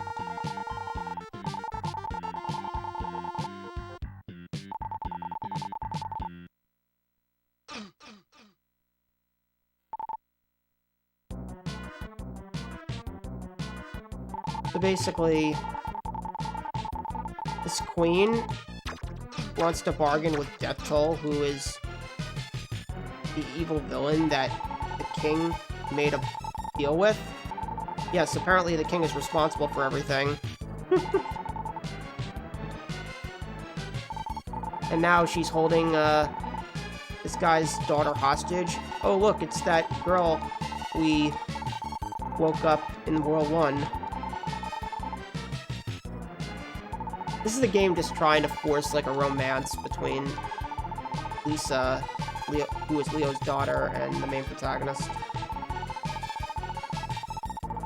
And since this is the English version, this text moves very slow. I just decided to get this cutscene out of the way in case I decide to reset after dying to the next boss.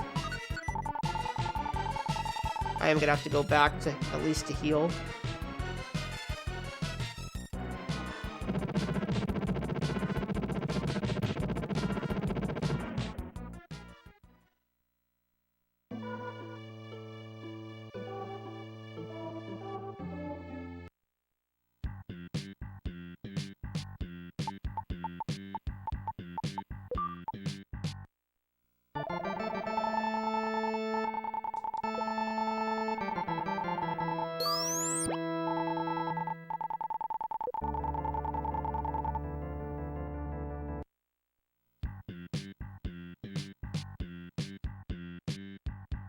Alright, so if I reset here, y'all won't have to watch that cutscene again.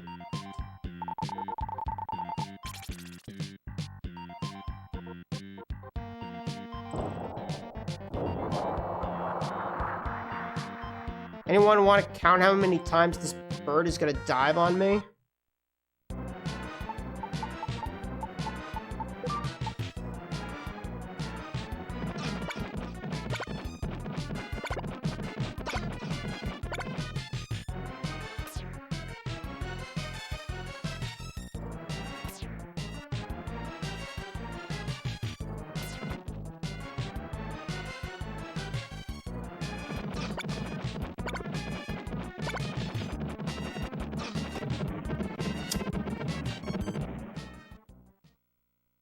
I think that was 3.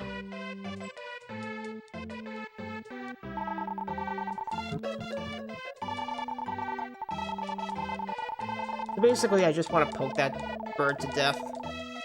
But it's kind of hard to do that when the bird is diving. Not to mention the wind is blowing me back down. I think you did, Stalker.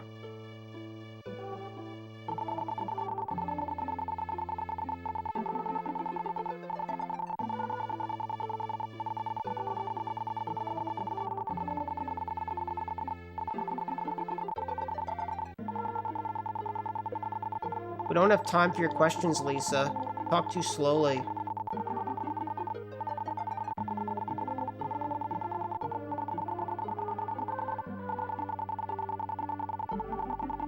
Hey look, this is one RPG speedrun where you could probably read all the dialogue.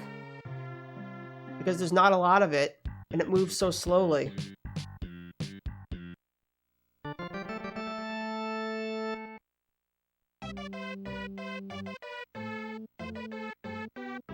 So this king, who caused everything, including Dr. Leo's death, all of a sudden is trying to be apologetic.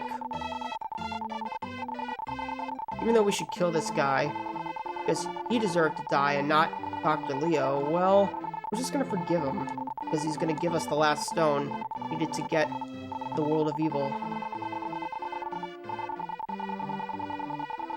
Also, I'm gonna pick up something called the Super Bracelet, which is basically just like the Power Bracelet, except it also doubles defense.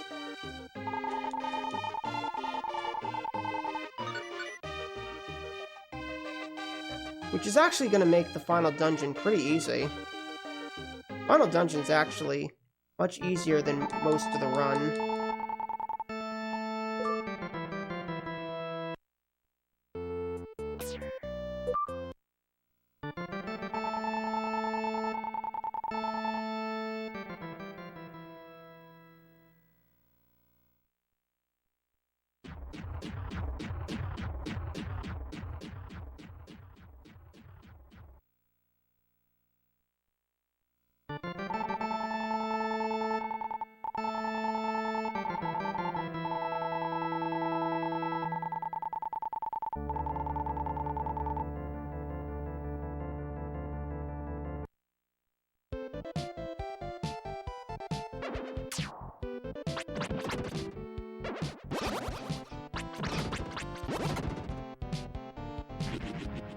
Those flies are invulnerable when you can't see their body.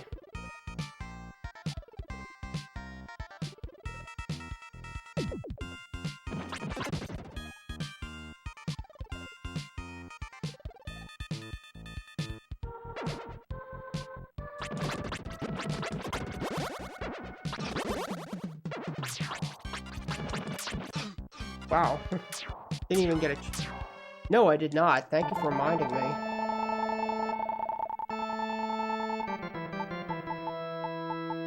No wonder I was taking so much damage.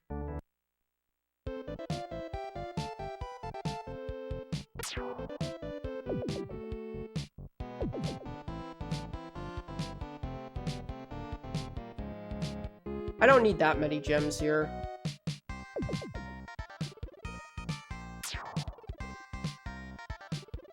If I did have to reset, I would only have to redo the last boss again.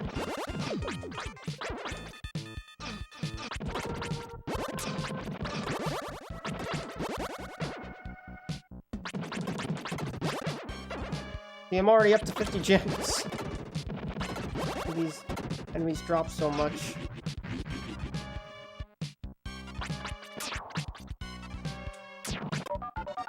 And I just gotta level up.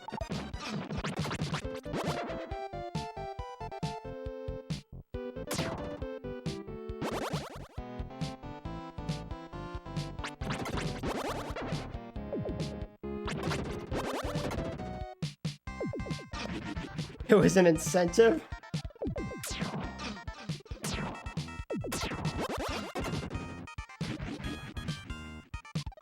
Alright. This is actually the last place where I need to use light arrows here. These enemies are actually impossible to kill with a sword because of where they're positioned. And they're actually required to progress through here.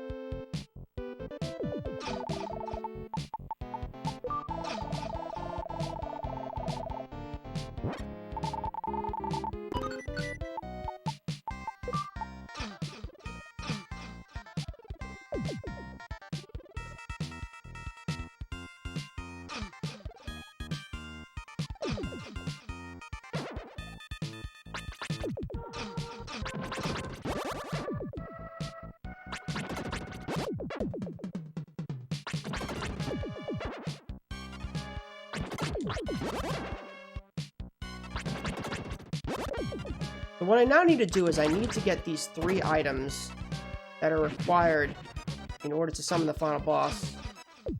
I also need to get the Soul Blade and the Soul Armor. Like, I would not even be able to cross this screen without taking damage if I didn't have the Soul Armor on. Well, if I survive long enough. Yep, you're gonna survive.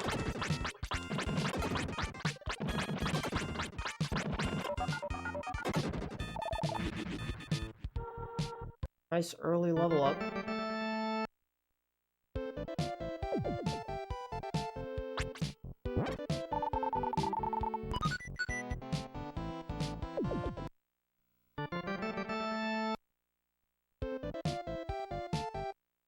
I always get those two mixed up. Oops. Or let's save, whatever.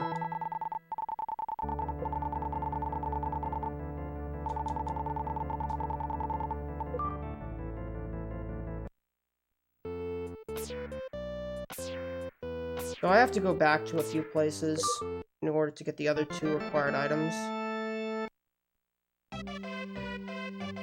Not even gonna bother equipping the bubble armor here because I'm gonna take so little damage with the soul armor and I'm gonna death warp after anyway. But I am going to equip the Soul Blade because the lair I'm going to clear is one that has metal monkeys that the game expected you to clear with the Zantetsu sword after you got it. But I can just poke them with the Soul Blade.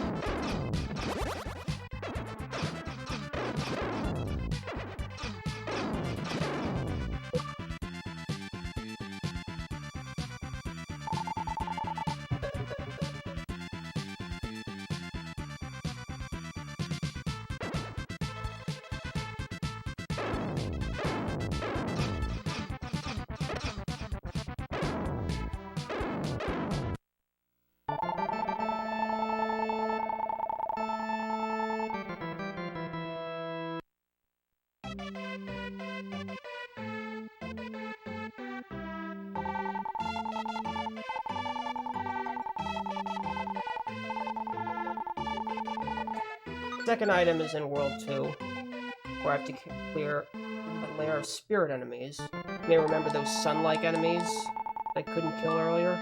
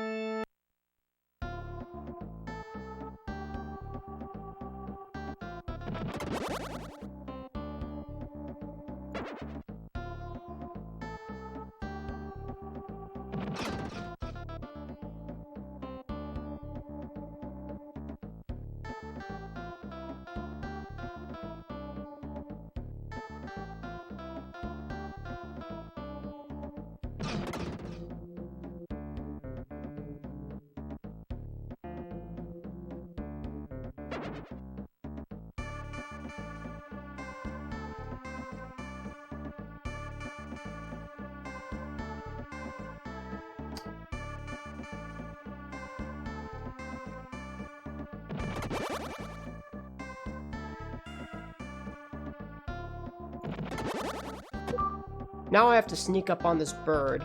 If I sneak up from too close, it's gonna just fly away.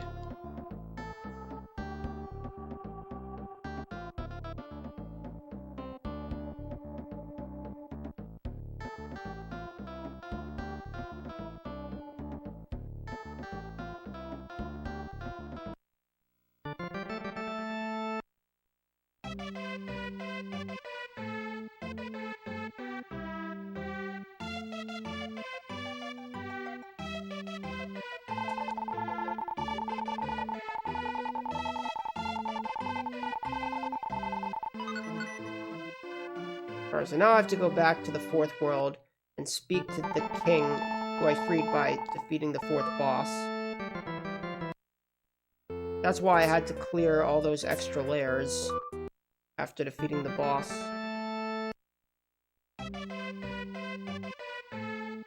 Fortunately, I had just enough gems to clear all of them, so I don't have to go back.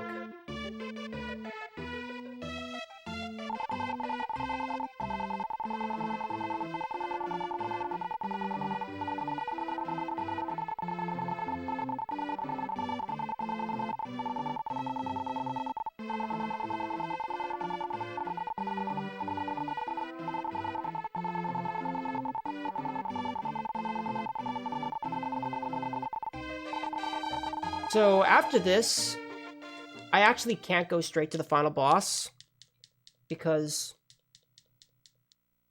in order to defeat the final boss, I need to use Phoenix Magic, but I can only use Phoenix Magic by swinging the Soul Blade, which requires me to be level 24.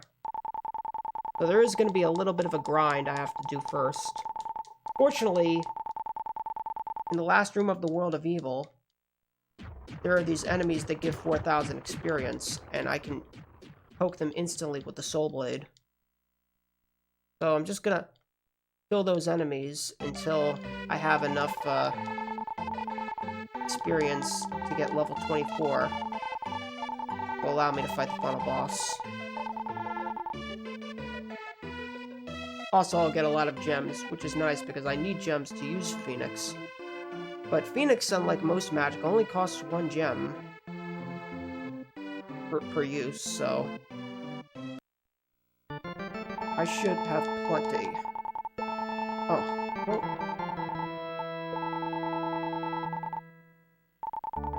Overmashed.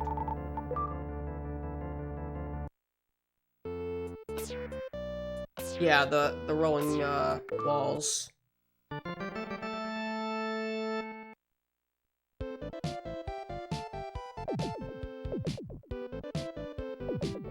The magic number is 420,000.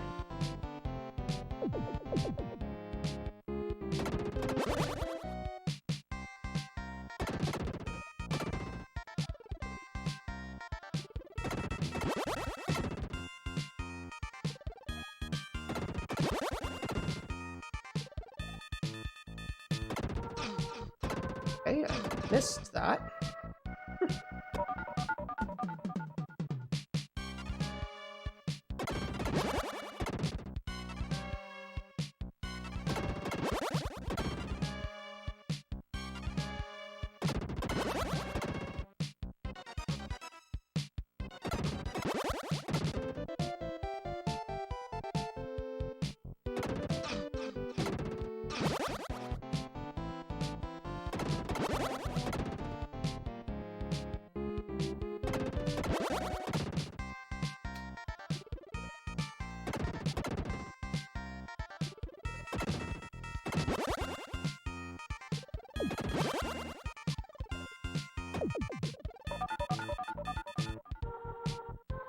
Alright, let's go.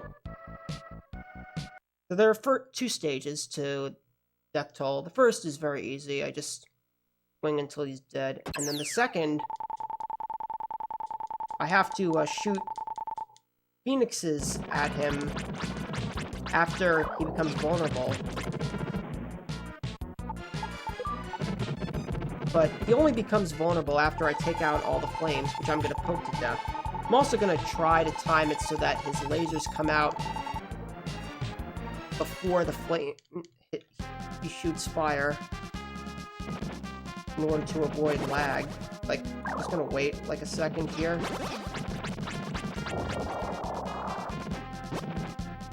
Its hitbox is pretty wide.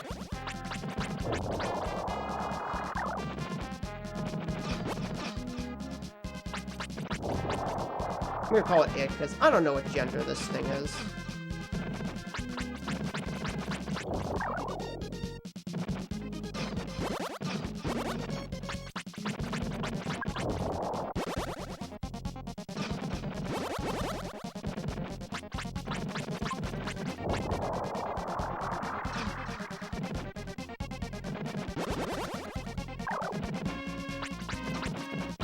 Alright. Time should be coming up soon. It'll be when Death Toll starts exploding. It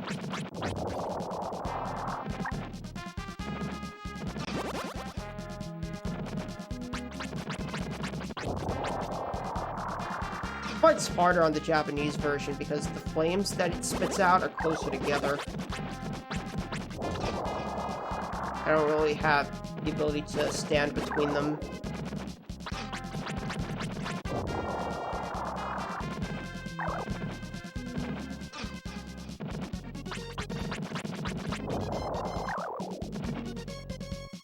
Maybe one more cycle?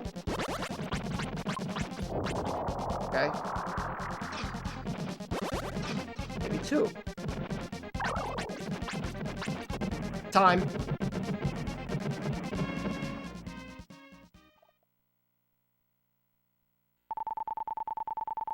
And final boss is pretty easy.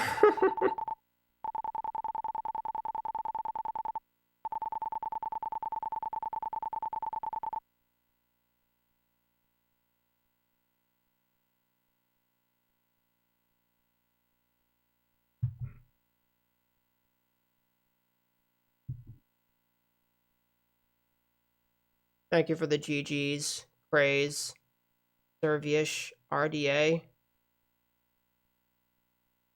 Serviesh. You want to stop the timer?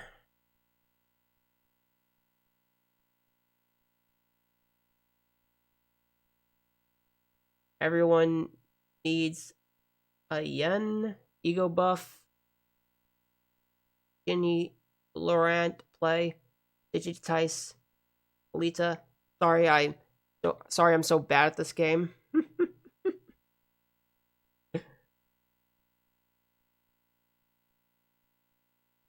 It is actually amazing that I came back from that mistake after forgetting to put on the magic armor, because I hadn't saved in quite a while.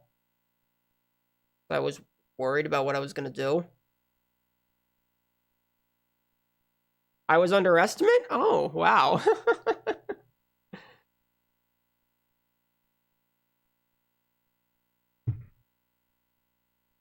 Well, that's nice. Of course, when I submitted this, my PB was a 223. Now it's a 206.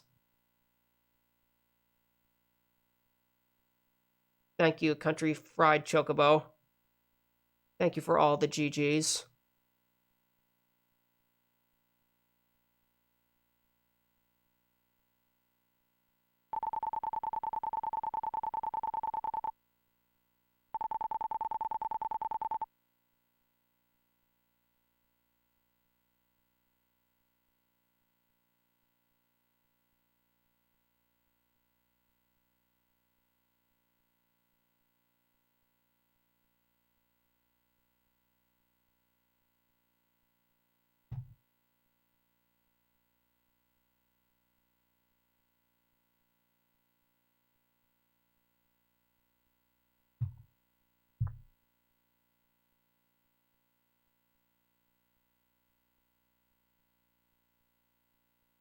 Yeah, you can cut.